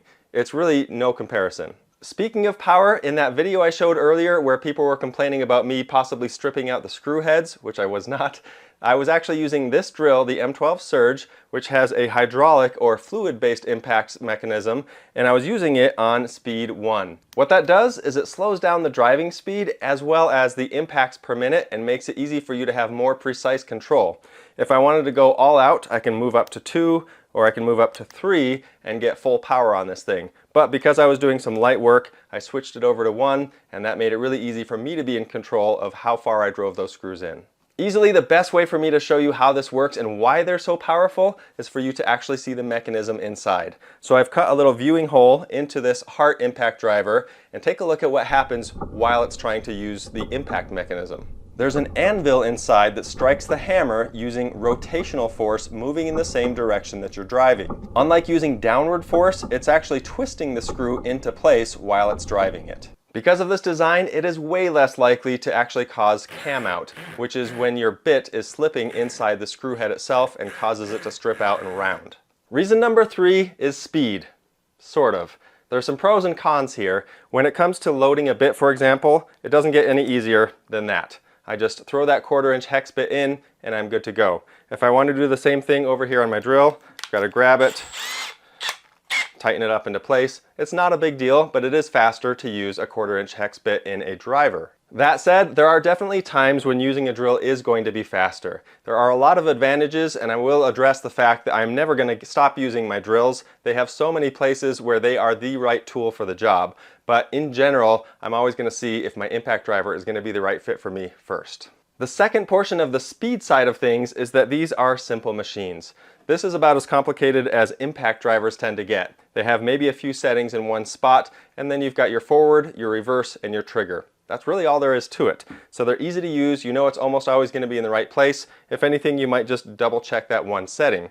A drill, on the other hand, has a lot of different features built into it, and they can be complicated to understand. So with that, you've got to check to make sure everything's tight on your chuck. You've got to check to make sure you're in the right gear. Of course, you've got your same forward and reverse. Then you've got a clutch to see if you've got that in the right setting or if it's engaged at all. You've got to check to make sure you're not in hammer drive, whether you're in drive mode versus drill mode, and on and on. So there's just kind of a lot to it, which again, these are good things for what it does. But it's just not as simple and quick as just grabbing it and driving. Reason number 4 is that impact drivers are so much lighter. When you're working on a job all day or doing a larger project, having that lightweight makes a huge difference in terms of fatigue and your ability to keep going on a project. My little M12 Surge here, for example, weighs just over 1.5 pounds without the battery. Obviously batteries are going to add a little bit, but even this one takes such a small battery that it doesn't make a huge difference. Have that in your hand all day versus something bigger and bulkier, and you know exactly what I'm talking about. I asked Google's artificial intelligence engine, Bard, to tell me on average how much lighter an impact driver is than its brother or cousin or whatever you want to call it, the traditional drill. And it said on average they're 35% lighter. And that sounds about right to me. In many cases I think they're even lighter than that. But it is a night and day difference when you're carrying one versus the other. Reason number 5, impact drivers are safer to use. There's one main thing to consider with this, and that is kickback. You're probably familiar with it, but just in case you're not, if you're ever drilling something, let's say you're drilling a hole into a board and then the bit locks into the material, and then instead of the bit twisting and rotating, the entire drill rotates. It also takes with it your hand, your wrist, your arm, your shoulder, the whole thing, and it gets really dangerous. People have broken bones and had other serious injuries as the result of kickback. Because of how an impact driver mechanism works, there's no risk of getting kickback. If there's resistance on it, it's just going to spin in place rather than take your arm along with you. This is really nice to have. It means you don't need a handle on them. You'll see that impact drivers don't have even a spot to mount a handle onto them because it's not needed. You can use these one-handed very comfortably and very safely. A quick side note when it comes to safety is that when you're loading a traditional fluted drill bit like one of these, then with an impact driver, obviously you can't put in a traditional rounded one. You have to use one with a 1/4 inch hex shank. And with that, that means A, it's really easy just to clip it in and you're done. But unlike the traditional drill, this has a lot of advantages, like I said, but one of the disadvantages is when you're chucking up the drill, you're doing this, trying to hold it steady, and there's an increased likelihood of you cutting your hands on the flute here, one of the sharp flutes of the drill. So not something that I think people deal with a lot, but it's nice knowing that with the impact driver, not even an issue. You just pop the thing in and you're done. Reason number 6 is kind of a culmination of all the things we've talked about so far, and that is that the impact drivers, in my opinion, are just generally easier to use. Hilti recently came out with what they're calling an exoskeleton. Now this concept has been around for a long time, but this is the first time we're seeing this used by average workers in the workplace. The idea is for anybody working overhead on a regular basis, it provides extra support for your arms so that you can do that overhead work, and it's reducing some of the strain on your shoulders and your arms. It's pretty awesome. If you haven't seen it, you want to check that out. And Hilti, I already asked you for one, so if you want to send me one, I'd love to show people how cool this thing is.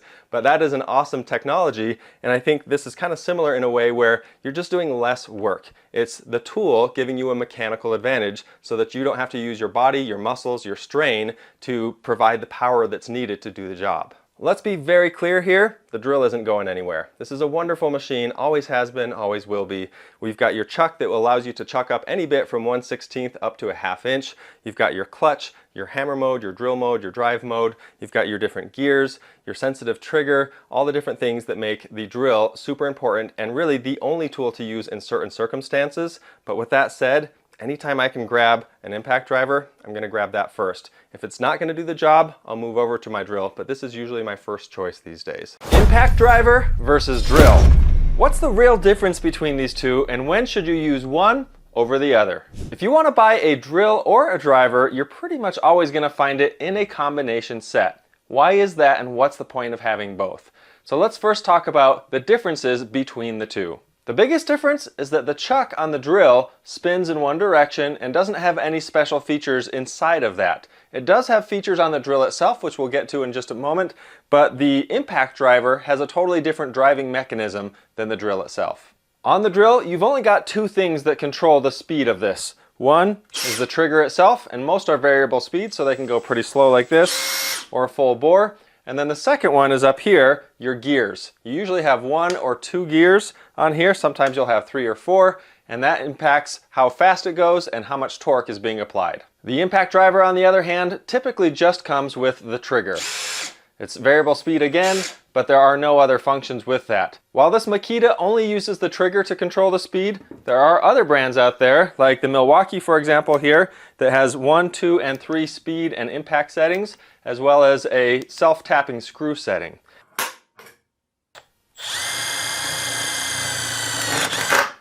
Right there, and it just stopped automatically. Works like a charm. Same thing with the rigid here. You've got 3 different speeds, plus self-tapping, driving, or automatic to switch between the 2. Another huge difference here is that with a drill, because of its 3-jaw chuck, I have the option to put in a 1/2-inch drill bit like this, or even a 1/16-inch drill bit like this, and anything in between. With the impact driver, however, it does require that you use a 1/4-inch hex bit. And that's the same sort of format that works on all of them. And they really should have this little indentation right here. And they also should have this thinner torsion zone that has a little bit of flexibility to handle the impacts from the impact driver. The drill has a clutch built into it, which when you're in the fastener mode like this, allows you to go from minimal resistance on a number 1 here, and this range will vary based on brand and model, all the way up to 21, which is almost full resistance, or you can just switch it over to drill mode and it will go full power all the time. That means when you're working on something more delicate like this cup hinge here, where you do not want to give full power onto this and strip out these holes, you see that? It stops because I have it set to 1 and it's not going to overdrive these screws. For delicate work like this, having a clutch comes in, well, clutch. Nobody? All right. On an impact driver, it doesn't really know when to say when. It's just going to keep going, and it'll keep driving until it strips it out like that.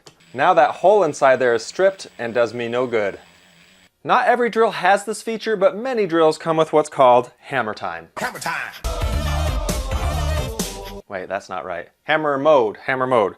This is for masonry. If you're going to be drilling into something hard like concrete or cement, or even rock or stone, then while you're drilling with the masonry bit, it almost acts like there's a hammer or a mallet pounding against the back of it, going down in the same direction that you're pushing. An impact driver like one of these guys, unfortunately, cannot do the same thing. Or can it? No, not really. And now I've probably ruined a perfectly good bit. Another difference is that the drill has gears. These gears, like I mentioned before, usually 1 through 4, but most of them have 1 and 2. The slower gears, number 1, will be able to drive slower, but with more torque. And then if you switch to your number 2, these ones are really stubborn, then it will drive faster and with less torque. So depending on the material that you're driving into, that could make a big difference. This is great for drilling. It's somewhat useful for driving, but it's especially good if you're going to use anything that's going into a super hard material like metal. You can put it in the first gear, drive it a little slower, and have all the torque you need. Once again, the impact driver can't do that, and even the ones that do have variable speeds, like the 1, 2, and 3 we saw before, those basically are just limiters on how fast it will go and how many impacts per minute it will deliver, not really on the torque adjustments. Another obvious difference between the two is size. If we put the back ends of these together like this, you can see that the drill is significantly longer and takes up a lot more space than the driver. This can make a huge difference when you're working in confined spaces. That's part of the reason that compact sets are becoming so popular. If I take this DeWalt compact set and line it up here, you can see it's a little bit shorter than this one, but then if you look at the impact driver, wow, this thing is the shortest yet. Very compact, not much to it. And because this is closer to the camera, let me just show you this. If we line it up like this, you can see it's significantly shorter than even the Makita here. You may be familiar with the term kickback. Now, kickback is the term used for when the bit that's in your driver or your drill binds in whatever material you're trying to drill into. When that happens, the drill is the thing that starts rotating rather than the bit, and this can cause injuries to your wrist, to your arms, or to your shoulders, and it is no fun. Now, a lot of manufacturers for drills are coming out with what's called the anti-kickback feature. Not very popular yet amongst drills, but I'm hoping that's something we see more and more. But the main reason that's important here is because the way the impact mechanism works on the driver means that you won't experience kickback. Now, all of that leads us up to this ship's wheel. My grandpa built this ship's wheel many years ago, actually, and he used to build the ships and boats that he and my grandma would live on, which is super cool. But what does that have to do with impact drivers? Well, this will help me illustrate exactly what it does. And that's why I brought out this beautiful little machine here. This is the Walmart Heart brand, and I've cut a little window into here so you can see exactly what's happening when you're using an impact driver. Now, for starters, an impact driver seems at first very similar to a drill as far as how it works. When you squeeze the trigger, it's just going to go just like normal. Everything's just rotating 360, and that's that. Forward, reverse, same type of mechanism. The difference is when there's resistance applied to the bit. When an impact driver encounters some resistance, think of it like having a ship's wheel locked onto the end of it. And so what's happening is you're getting rotational impact happening to help drive that bit. So it's basically going to act like a ship's wheel that as you're driving it in the forward direction, it's slamming, slamming, slamming against that driver mechanism and making it so that that bit can do exactly what it's meant to do, which is drive that fastener home. This also works for loosening really stubborn fasteners. Let's say you've got a bolt that's kind of rusted on. Those impacts, what they're going to do is help you to slam against that bolt and help it get released so that you can keep working. This all works because we have three parts. First, there's the hammer on top. In between the hammer and the next part is a spring, and that keeps the hammer away from the bottom part, which is the anvil. As long as there's not too much resistance on the spring, the whole chuck will spin as it needs to. When that spring is compressed due to resistance on the bit, it's going to push that hammer into the anvil, causing it to hit over and over in the same direction that the bit is turning. This is called rotational impact, and it's what makes these things so powerful. The difference in torque between these two because of that impact mechanism is absolutely massive. On this drill, for example, the peak torque on this one is 530 inch-pounds, whereas on this one it's 1,500 inch-pounds, nearly 3 times as much in this little body compared to this one. As you can imagine, that means the ultimate strength that this one has is in fasteners. It's putting in those big lag bolts, it's those long deck screws, it's different things like that that something like a drill can handle usually, but in some cases it's just too much for it, or it just doesn't have the proper speed and durability to do it. Because of this impact mechanism, this battery, we've got the same one, a 4 amp hour battery in here and here, this one is going to last a whole lot longer because of the efficiency of that mechanism than if you're trying to do the same thing with a drill. We've gone through a lot of pros and cons as far as the differences between these two. One thing to keep in mind is if you're going to use an impact driver, I can almost guarantee you've heard that sound. If you haven't used one before, this is what it sounds like. It is loud, it's obnoxious, and it's pretty annoying. Fortunately, there are some better options out there to try to reduce that sound, but they will never be quite as quiet as a non-impact driver. This tiny little tool has been my go-to ever since I got it. I use this thing all the time, and it's the first one I grab. It's only a 12-volt battery here. This is the Milwaukee Fuel, so that means it's a brushless tool. And unlike the Makita here, for example, you can see it can come with a pretty compact battery. It's very small in size, but it does a great job. But the big difference is, while this is an impact driver, this is the surge option. The surge basically means that it uses what's called a pneumatic impact driver. So it doesn't use the same type of mechanism, and as a result, it's significantly quieter than a traditional impact driver.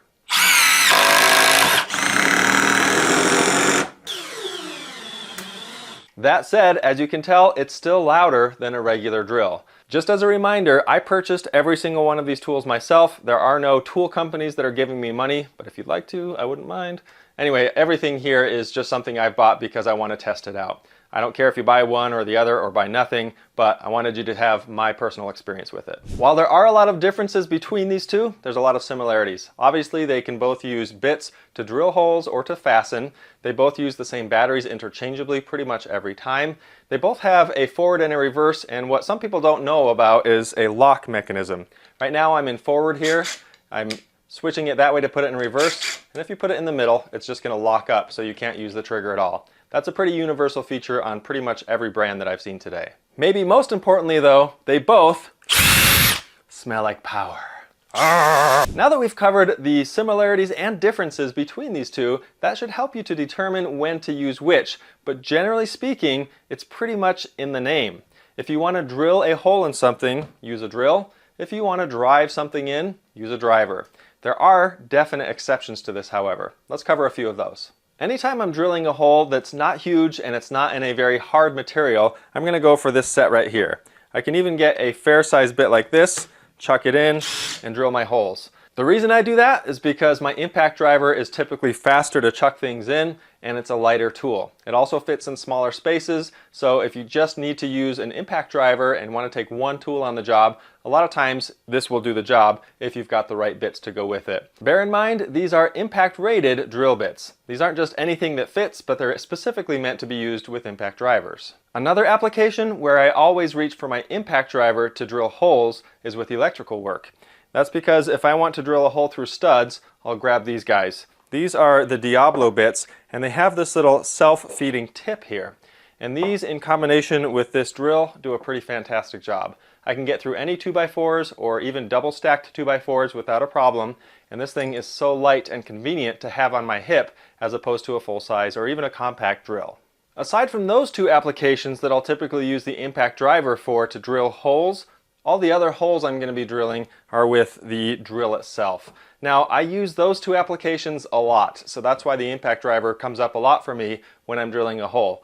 But for anything that you see here, Forstner bits, hole saws, metal drilling, spade bits, typically I'm going to use my regular drill for that because it's going to do a better job, it's going to give you more consistent rotation, and it's going to give you more control. Makita and other brands also make this converter here. This is a traditional 3-jaw chuck that you can fit inside your impact driver. This can get you out of a bind if you don't have the right driver, the right bits, something like that, or you've only got certain things that you can work with. This makes it so that you can do pretty much everything that you can do with a drill in here, but you're going to lose a lot of the functionality and you're going to have some limitations because it's an impact driver, not a drill. In all reality, using both is the way to go.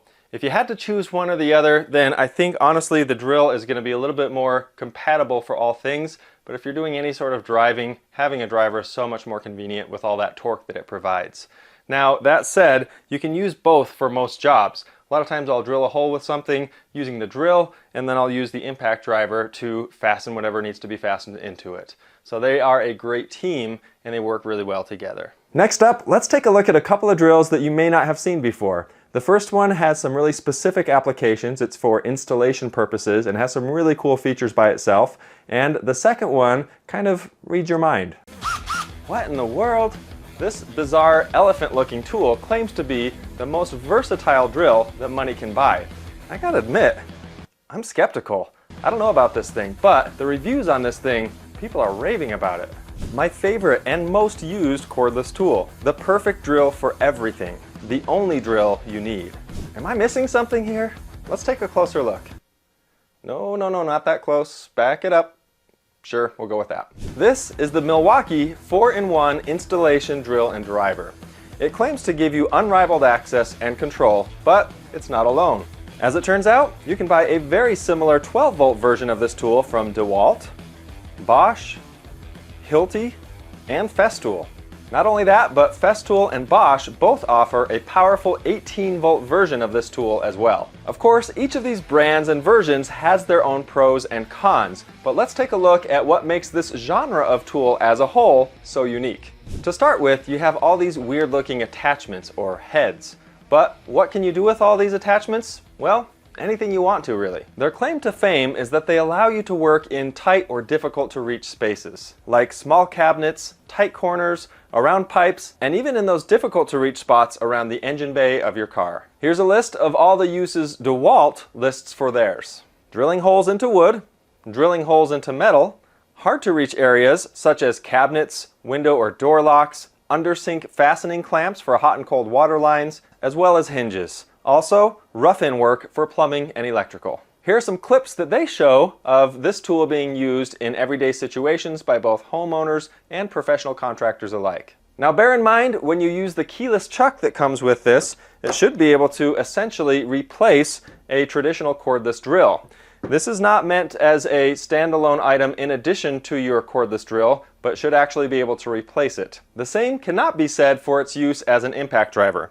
It does have a traditional 1/4-inch hex chuck here that I can slip on, but it does not have an impact mechanism inside the drill. So I'm not going to be able to get the same amount of torque that I'll get from this little guy right here.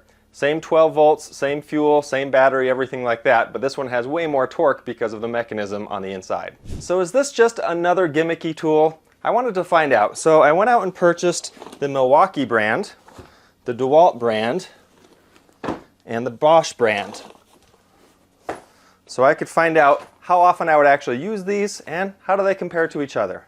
In the clips we just looked at a moment ago, it makes it seem like you can use these things everywhere all the time.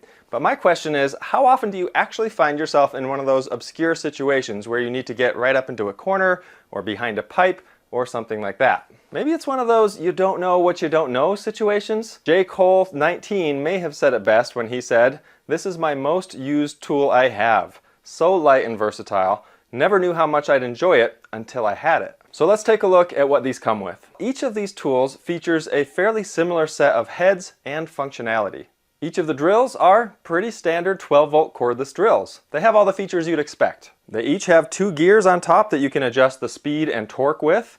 They each have a clutch to allow you to turn down the torque or limit it for more delicate applications. And they each allow you to go into full drill mode or drive mode, which leverages the clutch. They also each have your standard forward and reverse and lock, though the Milwaukee handles this a lot differently than the other two. Where they differ, of course, is right here in these heads that they each come with. They each have 3 chucks and a right angle adapter. They each come with a standard keyless chuck, usually with a 3/8 inch capacity, which is pretty standard for a 12-volt drill. They also have an offset 1/4 inch hex chuck that either has a magnetic or a quick release bit holder in it, and then the 1/4 inch hex bit chucks themselves. The cool thing here is that the right angle adapter can be used with any of these other chucks, and you can put that in any configuration that you like and in any direction or angle. One of my concerns is, do I want to sit here swapping out these heads all the time? So let's take a look at a real-time speed here of how fast it is to do this. That one goes on pretty quick.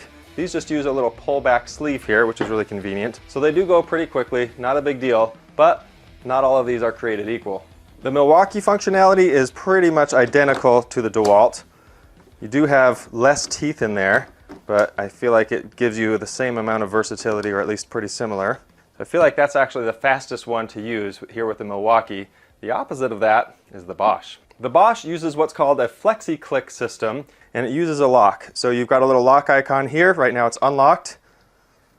You can put it in and then twist the collet here like that to lock it in place. Now to rotate it, the nice thing is I don't have to take it off, pull it out, move it to where I want to.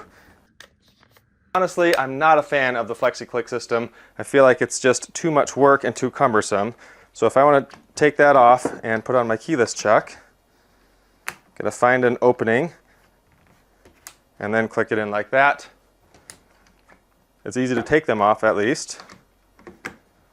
And then, where is it? Right there. Too much work in my opinion, too much thought. I prefer just a simple sleeve system like the Milwaukee and the DeWalt. Now something else to note is that each of these has a little 1/4 inch hex adapter right inside the neck here. And with that, they're usually magnetic, and so you can use that for cleaner jobs. Let's say you just don't want to deal with the head, you just want to throw something in there and tighten down some screws for electrical work or something like that. Great, you can do that no problem. Now besides all of the different places these can reach, you also have the advantage that you have multiple chucks available at any given time. Let's say you're working on a project where you needed a square drive bit and a Phillips bit, and maybe even a traditional drill bit.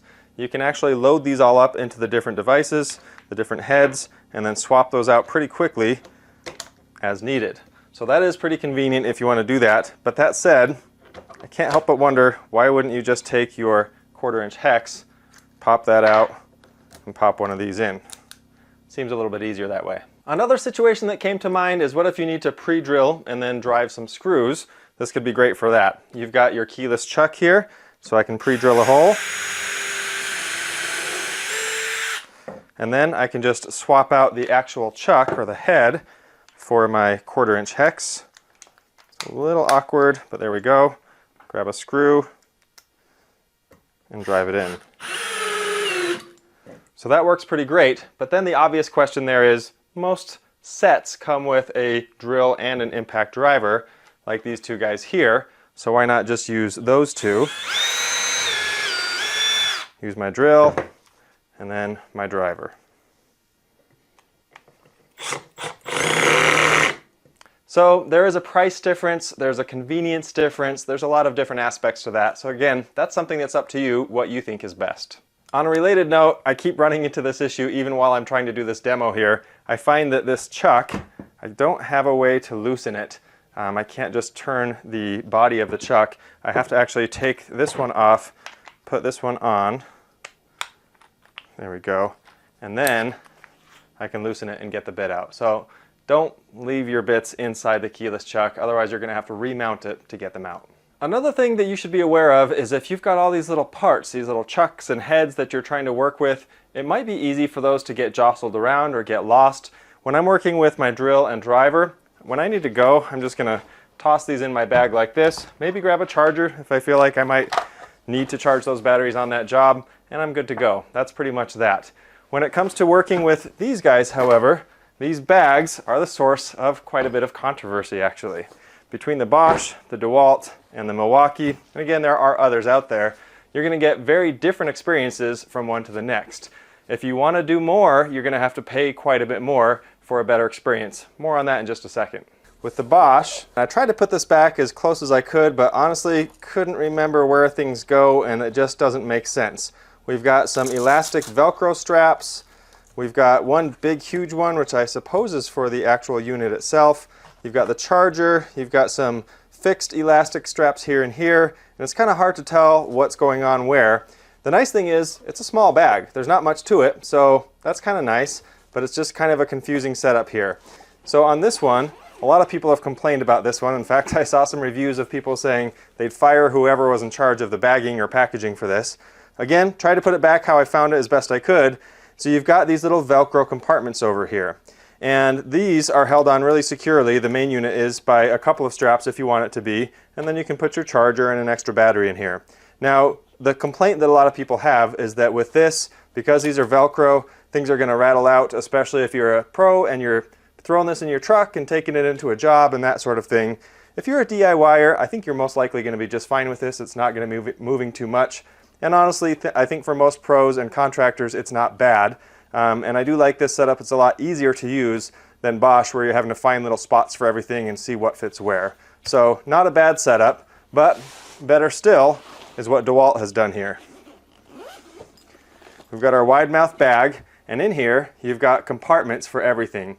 They've just put a tray inside their traditional wide mouth bag. I've got a bunch of these bags from a bunch of different tools, and I've never seen a tray like this. I'm going to pop it out just so you can see exactly what they've done here. And now this is not the same as one of the vacuum molded kits, but it's pretty good. I don't think I got this all put back the way it's meant to be because I don't know where I'm supposed to put this. But if you just put these all face down, it works out pretty well, and you can lie that one down if you want. And then I also love this. This drill isn't going anywhere. It's got its very specific spot that it sits in, and it's molded right to the shape of the handle, which is pretty awesome. So this works out really well, and then you can just take this whole thing. I keep the instruction manual in the bag in case I ever need to refer to that, but I'm a guy so I don't. And then I'll just pop the whole thing in, and I'm good to go. I like that. If you're interested in a much better way to store your materials, you're going to have to pay some more. Festool also makes a couple of variations of this, a 10.8 volt and an 18 volt, and they come with these sustainers or system containers. Festool is kind of famous for using these. Everything has its place, everything's in a nice hard shell, and it just is a great way to store your stuff, but you're definitely going to pay a premium for anything from Festool. They're great products, but they're very expensive. Speaking of paying more, let's take a look at what these things cost. Here's a breakdown of each option with their current list prices, plus their torque rating and what batteries they come with. Some of these prices and configurations are a little surprising. You'll probably notice here that it's hard to compare torque on all of these because DeWalt uses a different unit of measurement. They use UWO, or unit watts out, which is basically the combination of torque and speed at certain speeds. So it's really hard to give you a comparison between, for example, the Milwaukee at 300 inch-pounds of torque, max torque that is, and then DeWalt at its UWO measurement, which doesn't really compare. It's kind of hard not to see the fact that the Milwaukee chose to go with a whole different form factor from the other drills and from their own traditional drills as well. This enclosed handle here does a couple of things. Number one, it does provide you some nice protection from your fingers from getting slammed into something if the drill bit slips, for example, which, you know, I've never experienced that. I'm sure you haven't either. And then the other nice thing is it's got this nice big strip here that's magnetic for holding your bits and your fasteners. That's really cool. Now, there's some pros and cons here as well. This is a lot of torque in a slimmer form factor here. You can see that this thing is very narrow compared to most drills. Also, Milwaukee uses an all-metal keyless chuck, which is really nice. But one of the biggest complaints people have about this particular form factor is the placement of your direction button. This is your forward, reverse, and lock. It's kind of out of the way unless you're holding it right. Normally, we want to hold it like this. That's how I would by default grab it, but look at where the cutout for your thumb joint is here. You're supposed to hold it up here and use your middle finger, and that makes it easier to switch directions like that. That said, I'm not a fan of this. Like I like the form factor in general. If they could have just put the little toggle that we're used to for reversing and forwarding your direction right here, or worked that out to be a little bit more familiar, I would have definitely preferred that, because it's still awkward to put that in here. One other item to mention is that if you're used to using the CP 2.0 batteries, these are the kind that come with it, and this tool is really designed for use with these. It balances, it stands up, it works great. It's easy to remove these. And then if you do, however, want to use an extended battery like this XC here, this is a 4.0, then I'll swap that in there, and now it no longer stands up, so you kind of have to lie it down, and it's also a real pain to try to reach around and get that, squeeze that button to remove that battery. You kind of have to get it from the back here and pull it out that way. What do this self-balancing Segway and this DeWalt screwdriver have in common? Well, they both can kind of read your mind. Not exactly, but there's actually no buttons on this thing to tell it to go forward or reverse, or to tell it how fast or slow to go. Just like on this DeWalt screwdriver, there's actually no buttons for forward or reverse, and there's no trigger to tell it how fast to go. They both use what's called a gyroscope in order to handle both of those functions. Let's take a closer look here. Here I've got the gyroscopic screwdriver, and if I hold it still like this, it's ready to go. I push the button, nothing happens, but I can hear that the motors are spinning. So as soon as I start to turn clockwise, the screw goes clockwise. If I ease off and go flat again, nothing. And then I go back the other direction, counterclockwise, and there it goes. And the faster I turn, or the more I twist, the faster it spins. Now I'm going to drive it. There we go. So basically it just uses the movement of my wrist to do all the action. I had a lot of questions about how this would actually work in certain circumstances though. The small gyroscope in this thing is so sensitive and so accurate that it kind of does feel like magic, like it's reading your mind or at least reading your intentions. But the reason I bought this and the slightly newer version of this is not because I think it's magic, but because every single time I meet someone who has one of these, they just can't stop talking about how awesome it is. They swear it's the best screwdriver they've ever used and the only one they will ever use from there on out. In fact, let's take a look at some of these pretty impressive and pretty highly stated Amazon and Home Depot reviews. My only regret is that I waited so long to buy this. My favorite electric screwdriver ever. This one is especially good.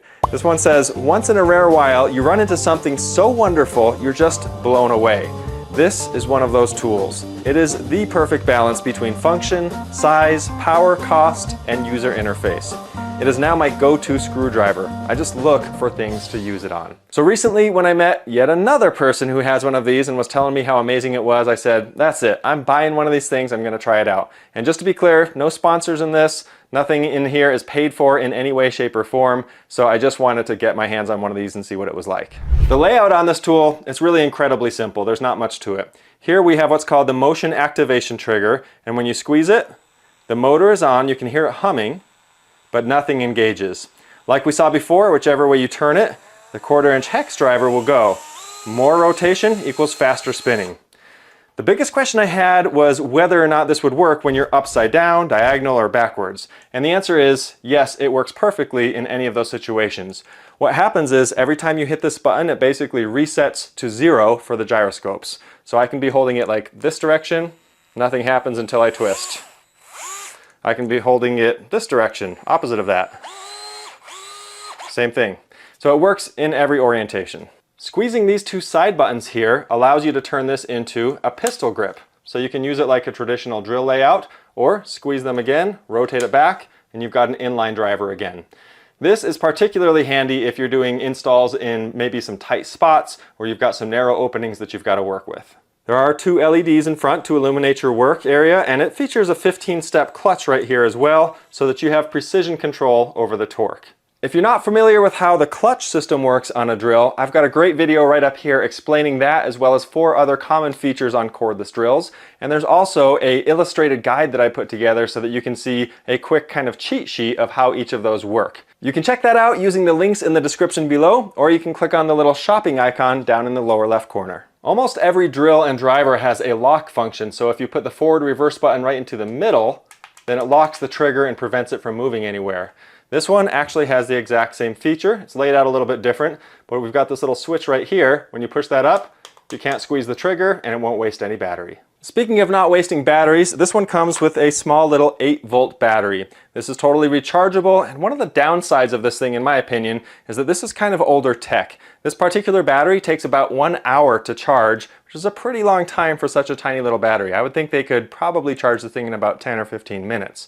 But you can buy this with 1 or 2 batteries. There's different kits available, and everything I've read and in my limited experience with this, it feels like this battery lasts an unusually long time given how small this thing is. I mean, you can kind of just keep going with this thing for hours and it just seems to go on and on. But that said, I'd still recommend getting 2 batteries if you can, so if one dies, you're not having to wait a full hour to replace it.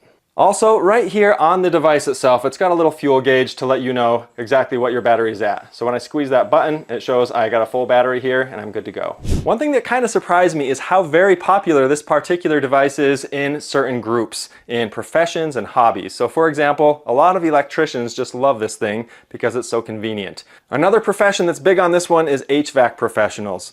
Doing some ductwork is pretty simple with something like this because it can handle those self-tapping screws without issue. Professional assemblers love this. It works great for that. People who do installations, especially cabinet installs and things of that nature. And 2 groups that I didn't even think about. One is people who build RC cars or RC devices, as well as people who are building PCs. I've already found myself using this a ton, especially for things like electrical work, for maintaining my 3D printers and making sure everything's tight and assembling those as well. It was incredibly useful when my mom asked me to assemble this giant funky cat wheel that she bought. Assembly was quick and easy with this little gyro screwdriver. If you've been following my videos, you might know that I have a full-on man crush for this little tool right here. I don't even know what that means. This is the Milwaukee M12 Fuel Surge Driver. This is very small, it's compact, but I call it my fist full of steel because this thing just feels good in your hand. It's powerful and it has crazy amounts of power for such a small little guy. This is a surge driver, which means it's hydraulic inside instead of a traditional impact driver. It's about half as quiet, or half as noisy, I guess, as one of the traditionals. So the question is this guy going to replace my fistful of steel here? And the answer is no. It's a little bit different. If I've got lightweight stuff or medium weight stuff that I need to do with some assembly, for example, I'll probably grab this DeWalt. If it's getting to medium to heavy, I'm going to grab my M12. And if I need something super heavy, I've also got the M18 surge driver here, which is the most powerful of any of these. One thing to keep in mind with all 3 of these is that they're drivers. In 2 of the cases, they're impact drivers, and for the DeWalt, it's an electric screwdriver. These are not meant for drilling holes or doing any heavy-duty work with drilling. They actually work pretty well in some cases, but generally speaking, they're meant to drive fasteners. That's what their job is. The DeWalt here actually has a max RPM, or rotations per minute, of 430, so it's not going to go whipping fast and cut through steel or cut through even hardwoods, anything very well. It's just not meant to do that. So the question is, do you need one of these? And the answer is no, you really don't need this. This is really convenient, it's nice to have, but you can do the same kind of things with a regular screwdriver or with a drill. This one has some advantages, like being able to go inline like this and get into those tight spots. And the fact is, people just love it because it's so convenient to use as far as the one-handed operation, not having to press any buttons, triggers, anything like that. You just kind of think about what you want and it does it. And again, it's a little bit like magic in that sense. You keep using the word. I don't think it means what you think it means. The gyroscopic is pretty awesome for exactly that reason. But it's a little bit of a luxury item. You don't really need them. Kind of like the old saying, once you go gyro, you never go back. What? That's not it? Price-wise, these go for around $100, and that includes 1 battery. You can get a couple batteries for a little bit more. If you want to go with one of the newer ones, this is pretty interesting. This is the DCF 680 that came out in 2013. The 681 came out in 2014, and then the DCF 682 came out in 2015. There's only a couple of differences between these. Number one is that the use of the 1/4-inch hex driver is a little bit different between these. The 80 and the 82 are pretty much the same. And then the other big difference is on the 81 and 82, the newer ones, they don't have the ability to rotate into the pistol grip like this, and they also don't have a clutch. I'm not sure why there's differences in those, but they are a little bit less expensive as a result of that. Now this is where I need your help. I can't find competition for these. I found these tools because people talk about them so much, but I don't see anything else out there that's quite like it. I don't see other gyroscopic, battery-operated electric screwdrivers. So if you know of some, I'd love for you to leave those in the comment section below so I can check those out and we can share and see. Now, Black & Decker did make a version of this before DeWalt. It was in 2012, and theirs was actually really popular. It was 40 bucks, but they have since discontinued it, and now it's crazy expensive on Amazon.com, for example, 180 bucks if I'm not mistaken. And even these DeWalts, you can't buy them at your local hardware store. You have to order them on Amazon or on Home Depot or other sites like that, and they'll get shipped to you. I can definitely see why people fall in love with this thing. Now I get what all the hype is about because it's just so convenient and kind of fun to use with your various projects. Now that you know so much about drills, let's cover which drills are actually best for your purposes. I'm going to be putting the best of the best drills head to head against one another to see which ones perform best in which areas. The results here were pretty surprising, and I think you'll be interested to see which ones come out on top. I bought the 5 most expensive cordless drills that you can buy at your local Home Depot to see which performs best, as well as which is the best bang for your buck. I'm also going to compare them to this Festool drill, which costs almost twice as much as any of these. I've set up a series of tests for these drills to measure their comfort, speed, torque, and all-around muscle in every mode they offer. We're going to test all of those today and see which ones come out on top. First on our list is the Milwaukee M18 Fuel. Coming in at $199, it has a 4.8 rating on Home Depot and claims to have 1,400 inch-pounds of torque. It comes with a 5-year warranty and is made in Vietnam. The M18 lineup has over 200 compatible tools. This M18 also claims to be both the most powerful and most compact, and is also the only drill from Home Depot that has an anti-kickback feature. Next up is the DeWalt 20V Max XR, coming in at $183. It has a 4.7 rating and claims to push 1,072 unit watts out. It comes with a 3-year warranty and is also made in China. The 20V lineup has over 200 compatible tools. Next is the Makita 18V drill, coming in at $179. All of these prices are for tool only. Now this has a 4.6 rating on Home Depot and boasts 1,250 inch-pounds of torque. It has a 3-year warranty and again, made in China. The 18V LXT lineup has an impressive 325 plus tools in its lineup.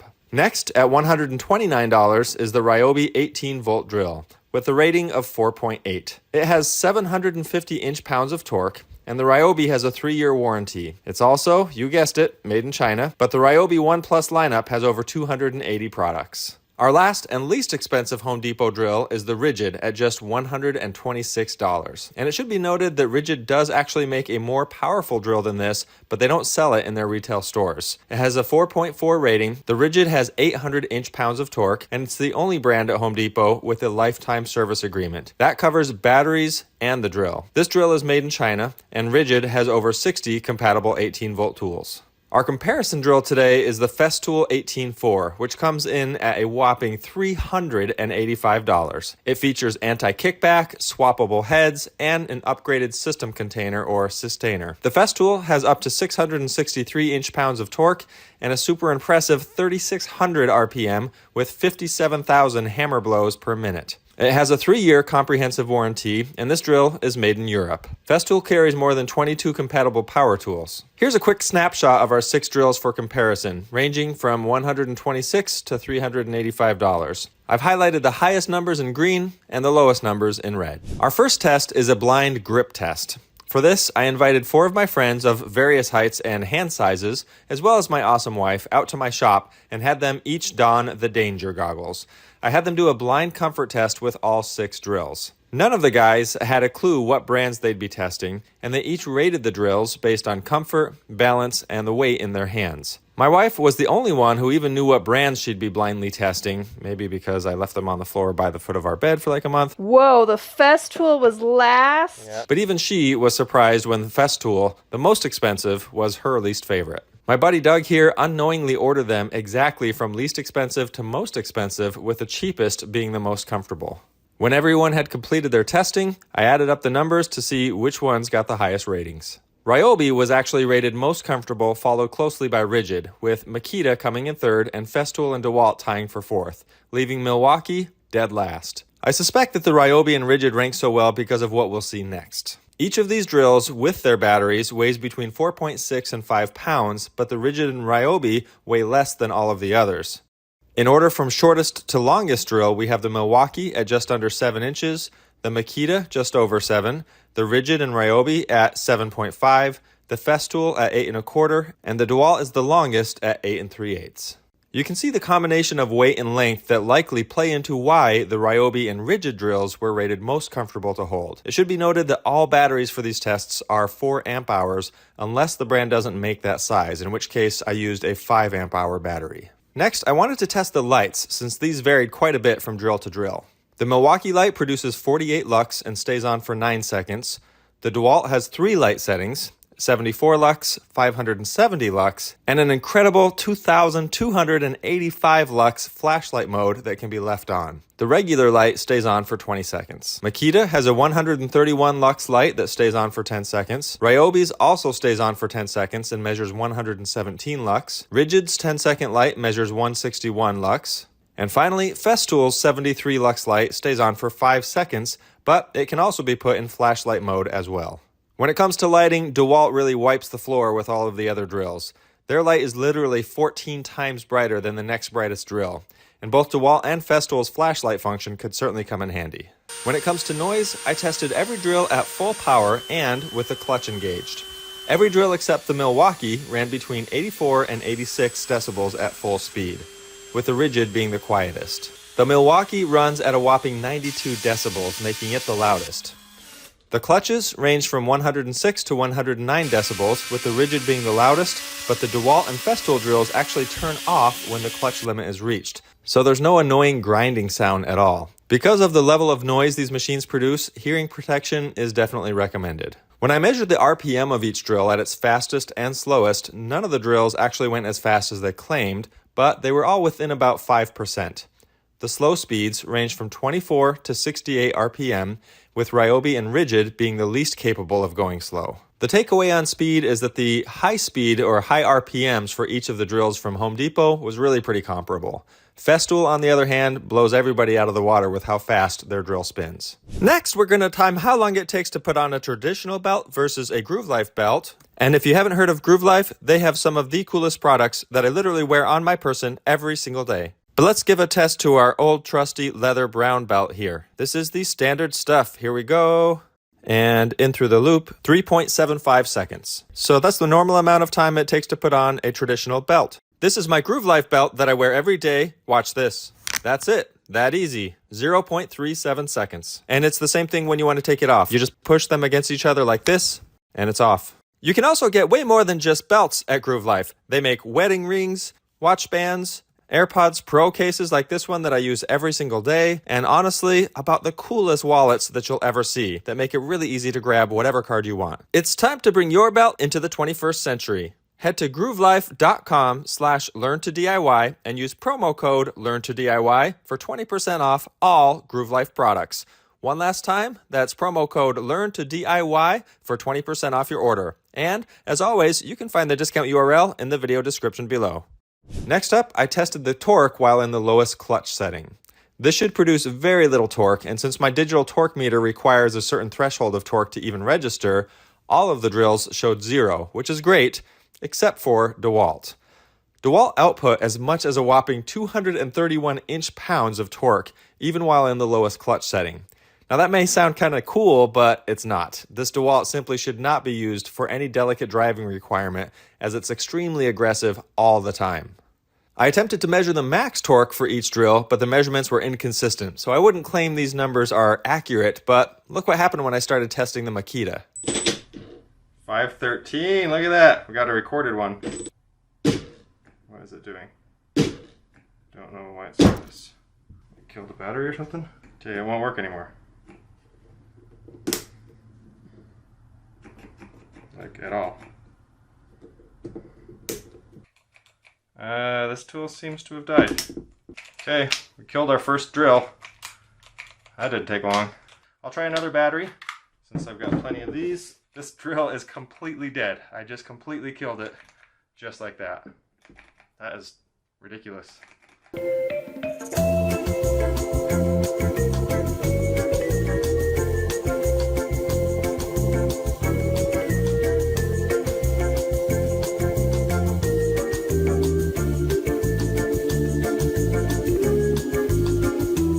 For our next set of tests, I'm taking a page out of the book of the guys over at Pro Tool Reviews, and they use OSB. This is all glued up. This is 12 inches thick, and the reason I'm going to use this for drilling and driving tests is because it's very consistent in its density. If you use a piece of regular lumber, then you're going to have knots and tighter pack grain in some sections, looser in others, and it's not really an apples to apples comparison for your drills. So I'm using this OSB stack. Let's see how it goes. This next test measures the average time to drive 10 of these 2.5-inch deck screws to get an average speed. Milwaukee averaged 0.81 seconds.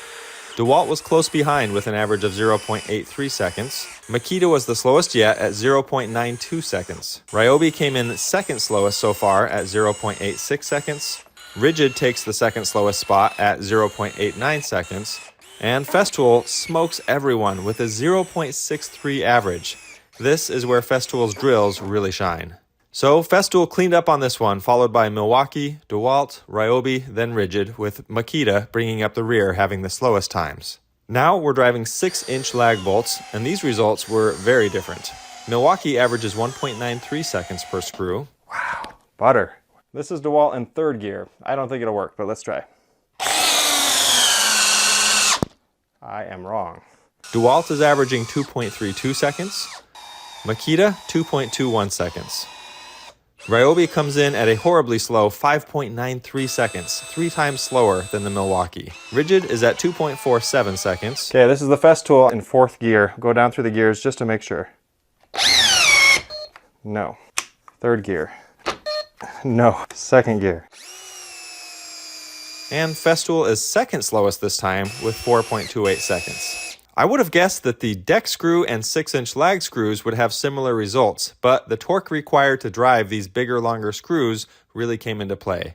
Milwaukee easily leads the pack on this one. This video is actually the first in a series I'm doing where I'm comparing the most expensive drills not only from Home Depot, but next time from Lowe's, and then from Harbor Freight and Walmart, and finally, I'll pit the best of all of them against one another. So be sure to subscribe and hit that bell to get notified when those videos come out. Next up, we have this monster here. This is a 2-inch drill bit.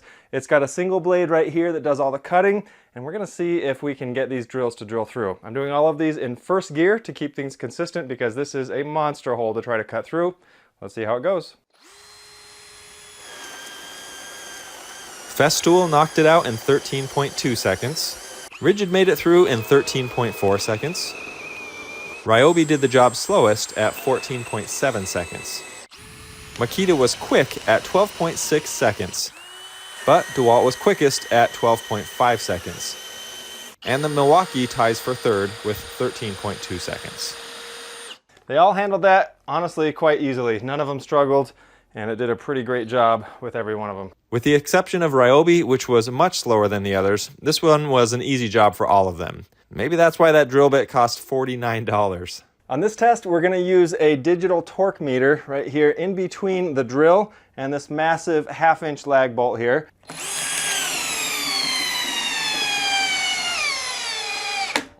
All right, stopped, and it is at 265.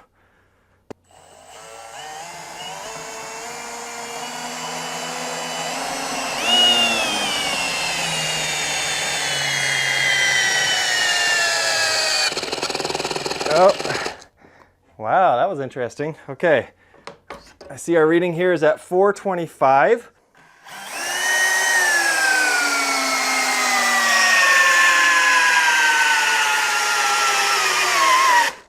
All right, that one stopped, and we're at oh, it just erased, but that was at 409.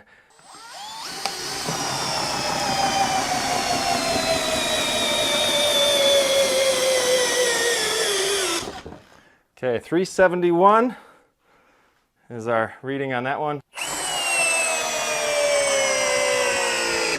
Oh, that did not get far at all. Okay, and we're at 172 on the Ryobi.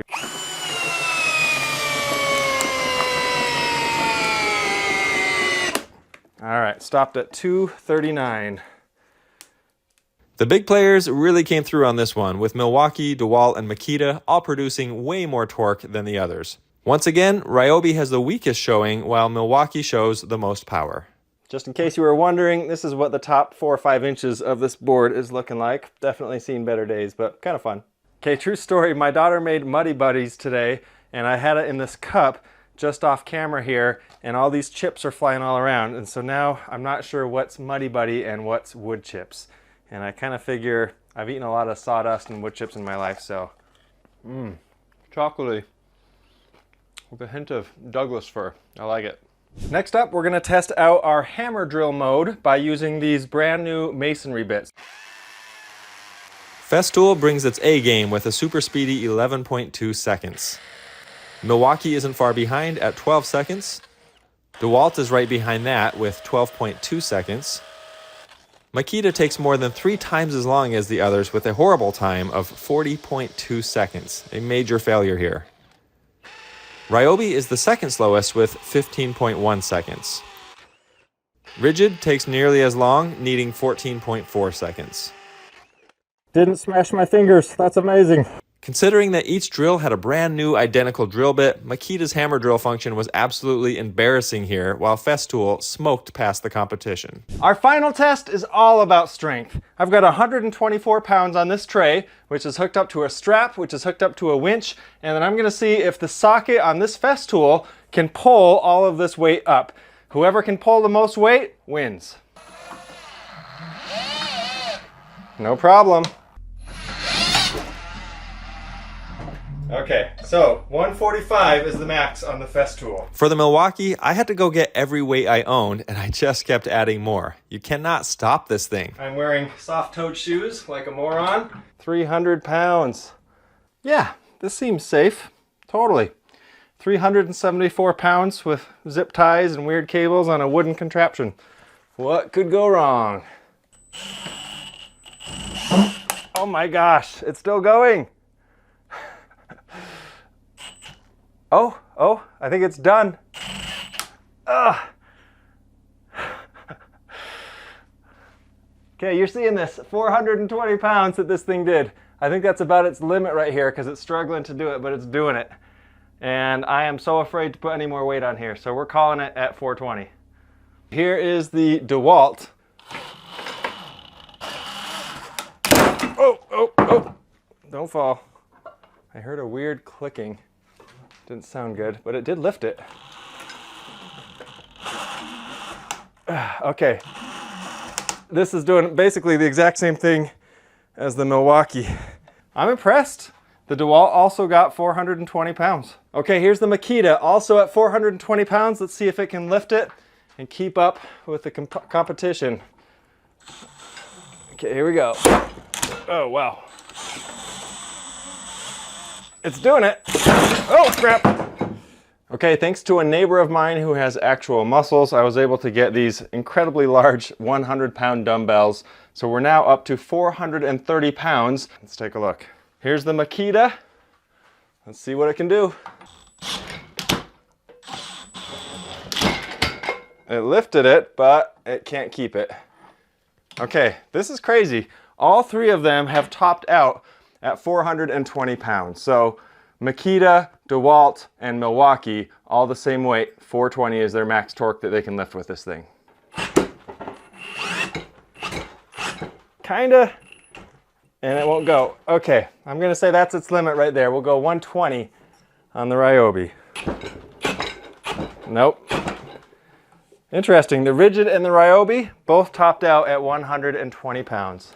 Now I'm just super curious. 120, this right here, is what the Rigid and Ryobi full-size drills topped out at. Here I've got a Milwaukee M12 Fuel, and this is a little drill driver right here. I'm just curious if it can do what those big dogs can. I don't suspect it will, but let's find out. Oh my gosh. Did you see that? This little M12 Fuel just outdid the full-size Rigid and Ryobi. That's pretty impressive. It's like all day, I got this. Okay, 180 pounds for the M12 Fuel. Okay, that's its limit right there. 180, guys. Rigid and Ryobi, take note. The M12 Fuel, this little screwdriver is what they advertise this thing as, just did 180 pounds, way more than what the Rigid and Ryobi could do. That's impressive. I put together a spreadsheet that covers all of the different tests that we went through, as well as all of the specs, the warranty information, how many products are available in each lineup, and everything else we covered in this video. I made it so that you can actually rank these based on what factors are most important to you, because that will vary from person to person. I did a poll on the site, and these are the results of what you said, with over 1,500 votes of what features are most important for you. But with this spreadsheet, you can customize it to your liking. Based on my personal tastes, it looks like Milwaukee scores highest for me, but if you adjust these scores based on what you think is most important, you might get different results. So I've got Milwaukee in the lead, followed by DeWalt and then Makita, and then Rigid came in next, with Ryobi coming in last. Festool ended up somewhere in the middle, and again, that was more of a comparison tool than anything else. I'll put a link in the description to my website where you can use this same spreadsheet to calculate which tool best fits your needs. And remember, as I add more tools to this from Lowe's, Harbor Freight, Walmart, and others, I'll add that to the spreadsheet so you can make an even more comprehensive decision on what's right for you. At the end of the day, brand loyalty plays the biggest role probably in which drill you decide to buy. If you've already got batteries and other tools on that system, go ahead and use that. But it's fun to see the strengths and weaknesses of these different brands, especially these being the most expensive ones at Home Depot. Next up, we'll be looking at drills from Lowe's. One quick clarification before we get too far. Last time, I actually messed something up. My savvy viewers pointed out that at Home Depot they sell one type of the DeWalt drill and at Lowe's another, and I must have mixed the two of them up because I bought all of these drills at about the same time. So the Flex Volt that you're seeing here is actually the one sold at Home Depot, and the Power Detect that I showed in the Home Depot one is the one sold at Lowe's. In my results, I'll be sure to show in the spreadsheets the clear distinction between each of those so you can see which one works best. And I'm pretty curious to see myself, Home Depot version or Lowe's version, which one is going to perform best? The DeWalt FlexVolt DCD 999 is our most expensive drill, coming in at $229 for the tool only with a 4.7 star rating. It boasts 1,219 unit watts out for torque and a 3-year warranty. The DeWalt is hecho en Mexico. DeWalt offers over 200 tools in their battery lineup, and we're using the 6 amp hour battery, which claims to give the drill up to 42% more power. Next is the Cobalt 24 volt drill from their XTR lineup, which costs $199 with battery and charger. It has a 4.5 star rating on the Lowe's website and offers 1,200 inch-pounds of torque, plus a 5-year warranty. The Cobalt is made in China and has a lineup of over 75 compatible tools. This drill also offers anti-kickback technology.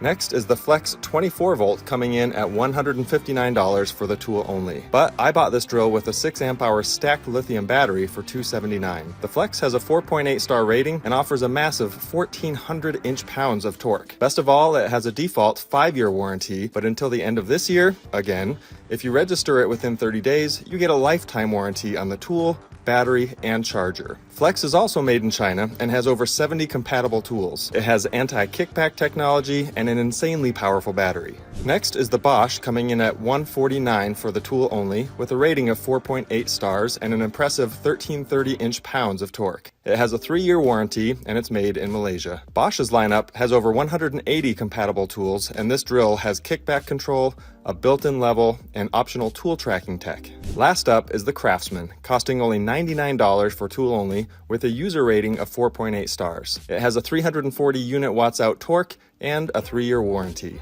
The Craftsman is made in China and comes from a 230 plus tool lineup. So here are some key figures at a glance for the 5 drills we'll be testing out today. It's always fun to see if the numbers match the performance. Our first test is the blind comfort test. I invited 4 of my buddies over of varying heights and hand sizes and asked my awesome wife to test these out too. Each tester wore the danger goggles, and nobody knew beforehand which drills they'd be picking up. While they all had different preferences and different ways of blindly bonding with the drills, isn't she lovely? There were some definite favorites. Not surprisingly, the lighter the drill was, the more likely it was to rank higher, but with an exception. Many of the testers had never heard of Flex, so it was fun to get their reactions when they pulled the danger goggles off and saw what they had chosen. Oh no! You know what that brand is? Any brand loyalty that may have existed went out the window, and we ended up with the following results. Craftsman was the clear winner, surprisingly followed by the heavier Flex, with DeWalt and Cobalt bringing up the rear. How comfortable a drill is has a lot to do with its weight and length, of course. Each of these drills weighs between 4 and 6 pounds, with Flex and DeWalt being the heaviest. They're also all between 7 and 8.5 inches long, and those 6 amp hour batteries on the DeWalt and Flex definitely contribute to their heft. The lights on these drills are mostly pretty similar, but just like in our last round of tests, the DeWalt light stands head and shoulders above the competition. If you're looking for a bright light on your drill, DeWalt definitely dominates the competition here. When it comes to noise, I tested all of these at full speed, as well as with the clutch engaged. You know that really nasty grinding sound they make?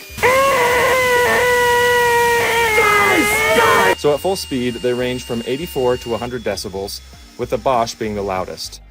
While the clutch is engaged, they range from 0 to 112 decibels, with Flex being the loudest and DeWalt quietest because it uses an electronic clutch. DeWalt just turns the drill off when the resistance limit is met. Next, I tested how slow and controlled these drills can be, as well as their max RPM.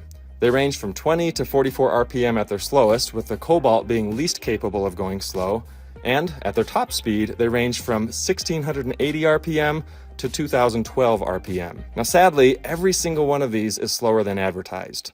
The Flex, even in turbo mode, was a full 21% slower than the 2500 RPM it claims, while the Cobalt was actually closest to being honest, falling 6% short of its claim. For our next test, we're going to be finding out the minimum torque in the lightest clutch setting for each drill, as well as the maximum torque, or at least the best we can come up with, based on what this torque meter will record. All of the drills stayed under the torque meter's threshold, showing 0 when on the lightest clutch setting, except the Cobalt. 273?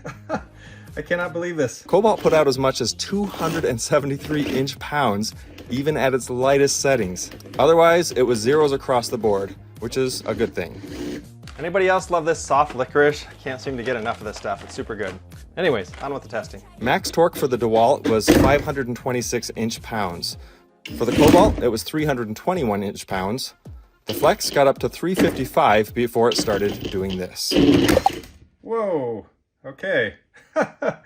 Wow, that's crazy that it didn't register more here, because it literally just snapped the whole bit.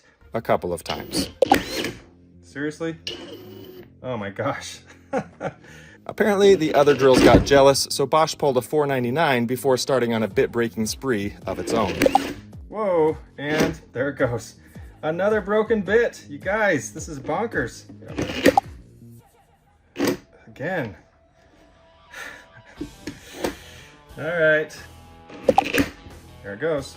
My goodness. Craftsman came in last again with a measurement of 306. Now, I don't consider these numbers to be definitive in any way, but it may be helpful to compare them one against another at least. Next, we'll be driving 10 of these 2.5-inch decking screws. I'm going to use the frames in the video to actually count the exact time that it takes to drill each one. I've got them in their fastest gear and in their fastest setting to drive them as quickly as possible. Let's see which one can drive these screws the fastest.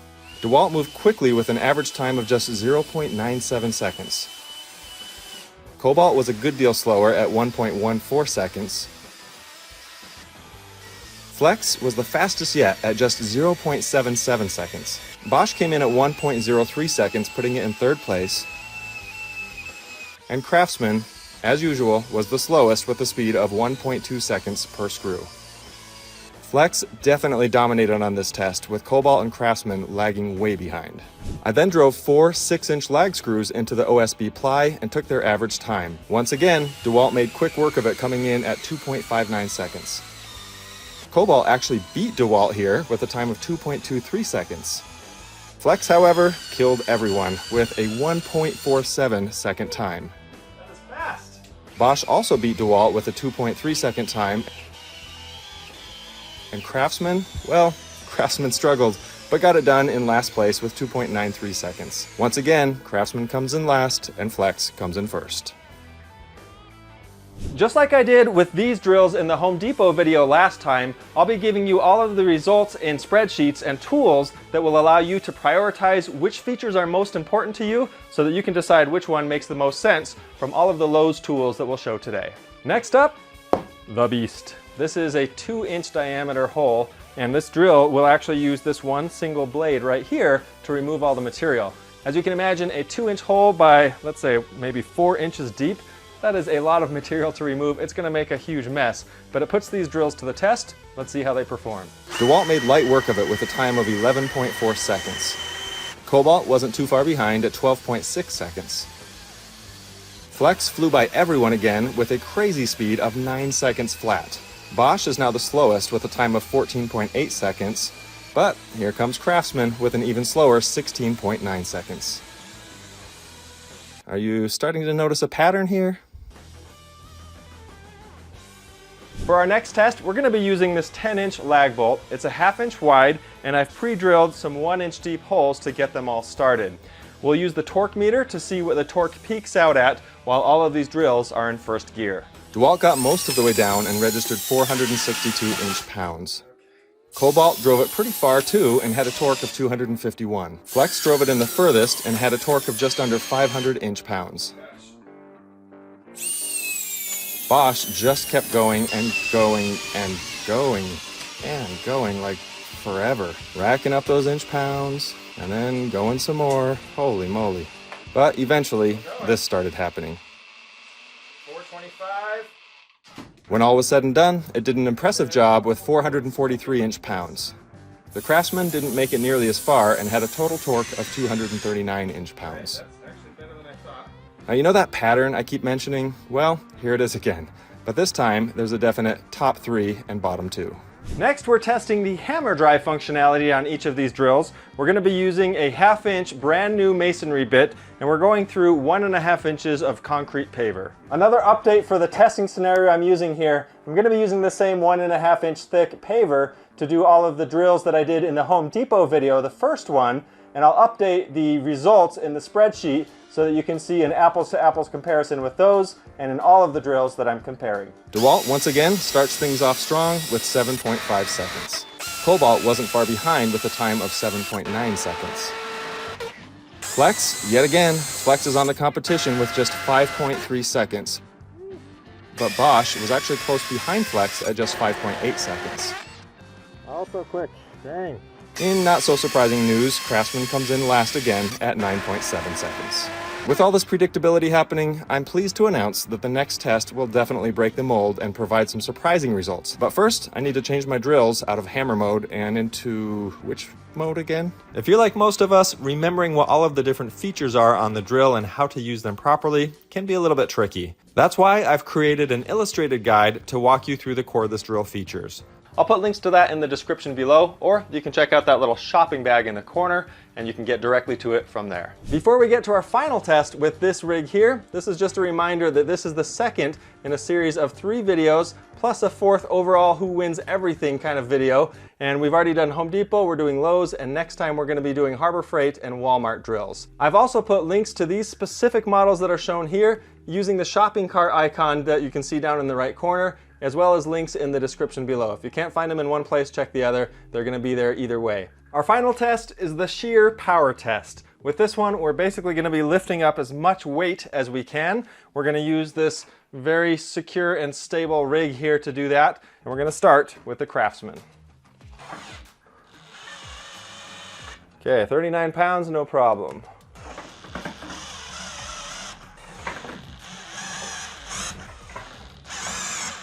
Okay, this is 239 pounds. Ah, there we go.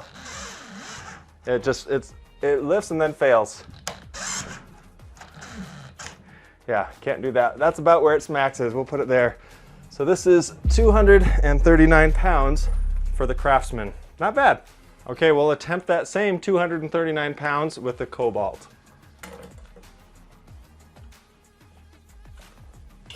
Okay, here we go. Can't do it. Nope, okay. Trying 220 with the Cobalt. Okay, that's about where it's maxing out right there. It starts to skip.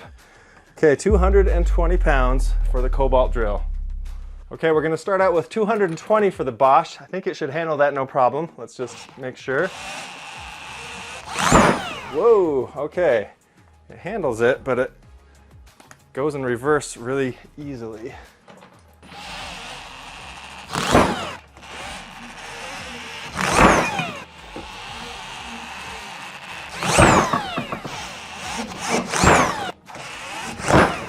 It's not liking that. Okay, 359 pounds for the Bosch. Yeah, no problem, and no slippage either. Look at that. Oh, would you look at that? Look at that. It totally does it. Yep, oh, it just gave. That was it, but it did it, 500 pounds. So far, that is a record for all of the drills we've done in this video, as well as the prior video as well. So let's see how the flex holds up.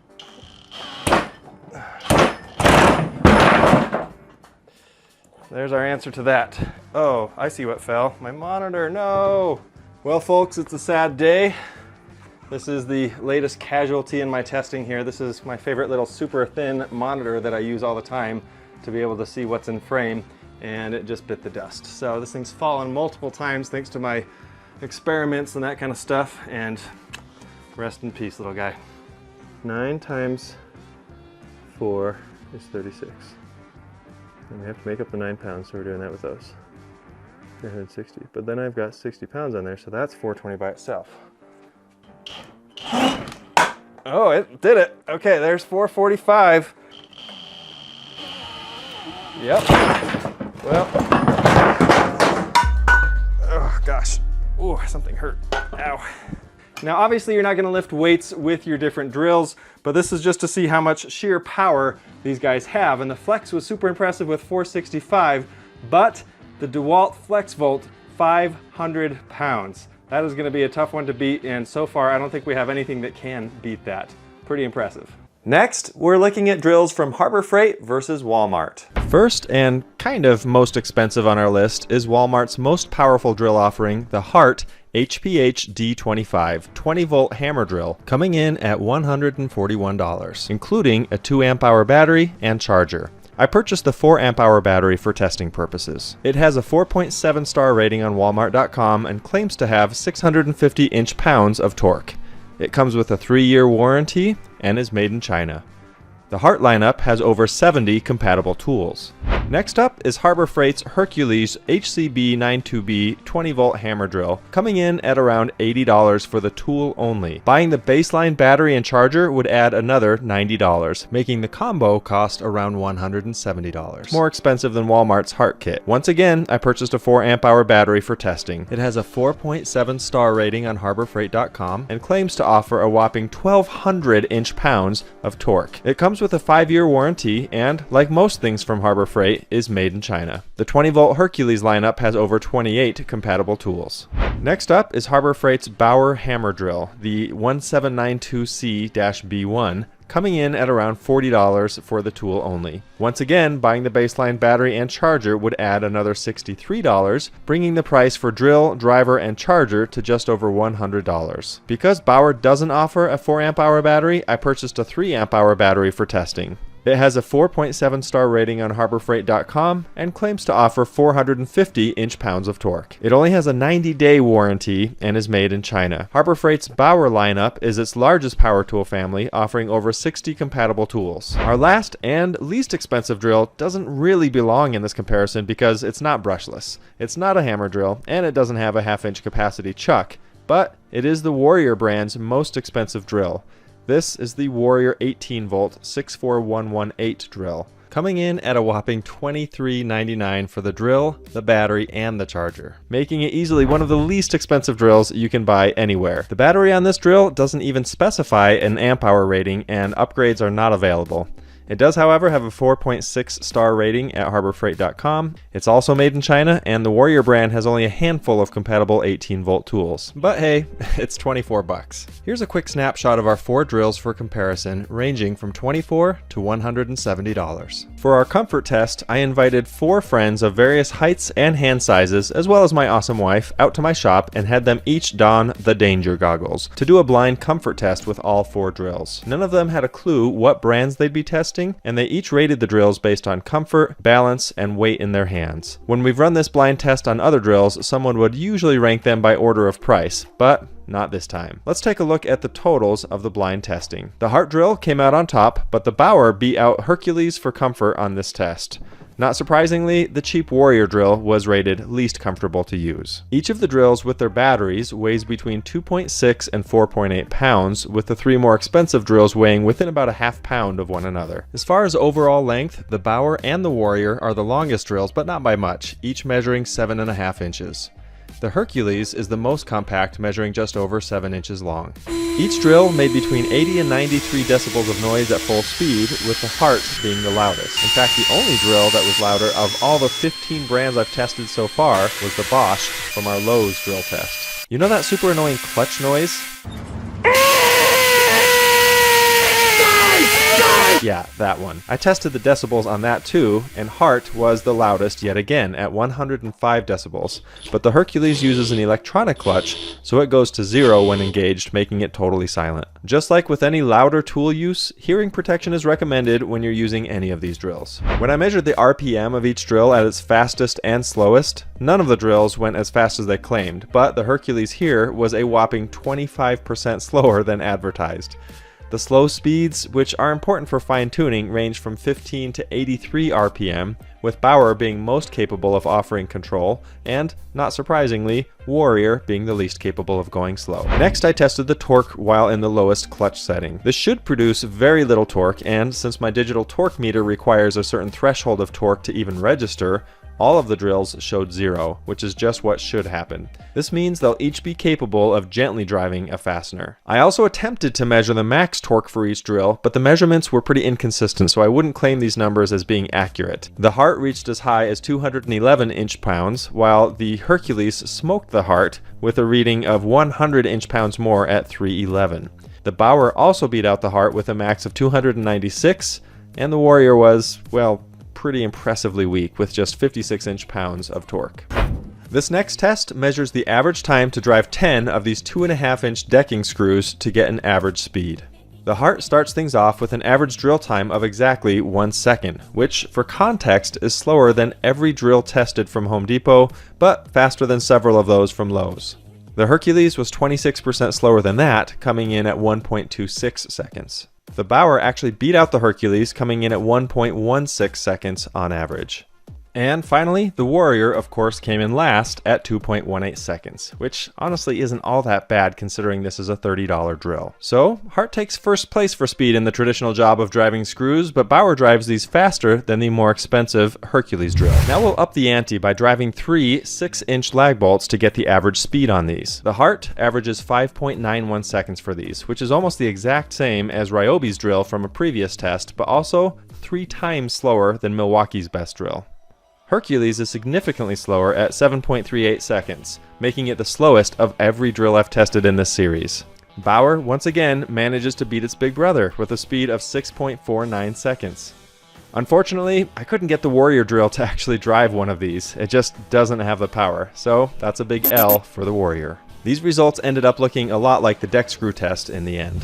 Next, we're going to drill a 2-inch hole in our OSB plyboard to see how quickly each drill can get to the same depth. The Hart starts things off by drilling the hole in 12.6 seconds, which is a pretty good time. That's actually faster than many of the more expensive drills. The Hercules, however, was significantly slower with a time of 17.7 seconds. Once again, that makes Hercules the slowest, so far at least, of every drill I've tested. The Bauer beats the Hercules yet again with a time of 16 seconds. The Warrior, unfortunately, only has a 3/8 inch drill chuck, so it can't even chuck up the bit for this test. As this chart shows, the pattern continues with Hart taking the lead, followed by Bauer, then Hercules, and the Warrior unable to compete. Now for a better measurement of torque, we're going to drive this massive 10-inch lag bolt, measuring a 1/2 inch thick, into our ply. I pre-drilled each hole with a 1-inch starter hole, and we'll just see how far each one gets and what the max torque measured is. This is one of my favorite tests because it's a brute strength test. Hart is up first and does a decent job driving the huge lag into the board. It peaks at 211 inch-pounds of torque. The Hercules is a ways behind, maxing out at 166 inch-pounds of torque. Once again, the Bauer outperforms the Hercules, scoring a max torque of 198 inch-pounds, just 13 less than the Hart. This is a pretty close one. Fortunately, the Warrior was at least able to make an attempt at this one, but it was a pretty sad attempt with very little drive on the lag and a max torque of just 56 inch-pounds. On the overall chart, you can see that the Bauer wasn't far behind the Hart for this test. Our next test involves putting the drills into hammer mode, if they have it, and using this 1/2-inch masonry bit to drill 3 holes through this 1.5-inch thick cement paver to get the average hole time. Whoa! Right out of the gate, the Hart is an absolute beast at drilling through concrete. Of all the drills I've tested, including all of the biggest brands, only one other drill could beat the blazing fast time of 5.7 seconds from the Hart. That is super impressive. The Hercules also did a pretty amazing job with a time of 9.6 seconds. That still beats out much of the competition, but definitely falls short of the Hart's speed. The Bauer let us down big time on this one. Some drills just don't impress in hammer mode, and this is one of them. It clocked an average time of 17.5 seconds, which is about 3 times slower than the Hart. The Warrior is breaking records once again, but unfortunately it's for lack of performance. I didn't have the patience to drill 3 holes with this one because just drilling 1 hole took a whopping 74 seconds. So we finally have a little shakeup in the results with this one. Bauer definitely let us down, and Hart put up quite an impressive performance. Also, don't forget to check out the link in the description below to the tool that I put together, where you can actually compare all of these to every other drill that we've done a test for, and you can put a score on each feature that matters to you, and then it will tell you which drill best matches your particular needs. It's pretty helpful to just kind of get a feel for what things make the most sense in your particular situation for how you use your drills. Our final test is a test of shear strength. We're going to put each of these drills up against this behemoth here. This is basically a structure where I've got a cable system hooked up and I've got some weights down here. Now each of these 16 by 16 blocks weighs 39 pounds.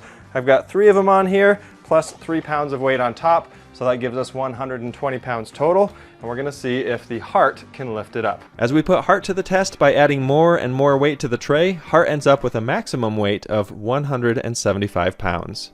Overall, that puts Hart on the lower side of strength compared to the drills from other stores, but not terrible. Now I'm really hoping the Hercules can live up to its name here and put up some serious weight. It is able to lift the 175 pounds that the Hart did, but cannot get past 190 pounds. Not a bad number overall, but the question is, can little brother Bauer outdo it? I started with a full 190 pounds and, sure enough, the Bauer can handle it. After running a couple of more tests, the Bauer maxes out at a weight of 215 pounds, making it the champion of this test. That is, unless the Warrior can come from behind and surprise us all? Nope. In fact, I had to keep removing weight to find out what the Warrior could actually lift, and sadly, it was just 46 measly pounds. Overall, the Hart beat out the competition in almost every test, and costs about $30 less than the Hercules. The Hercules cost the most and honestly didn't perform all that well. The Bauer was the big surprise here. It beat out Big Brother Hercules in most tests and is the second least expensive drill we tested. While the Warrior isn't all that useful for most of the jobs, at just 24 bucks, it's hard to complain about it. At this point, you should be pretty much a master at all things impact drivers and drills after watching all of those videos. I wanted to help you learn a little bit more about circular saws, so I've put together a playlist right here to help you with that as well. I'm Nils with Learn to DIY. Thanks for watching.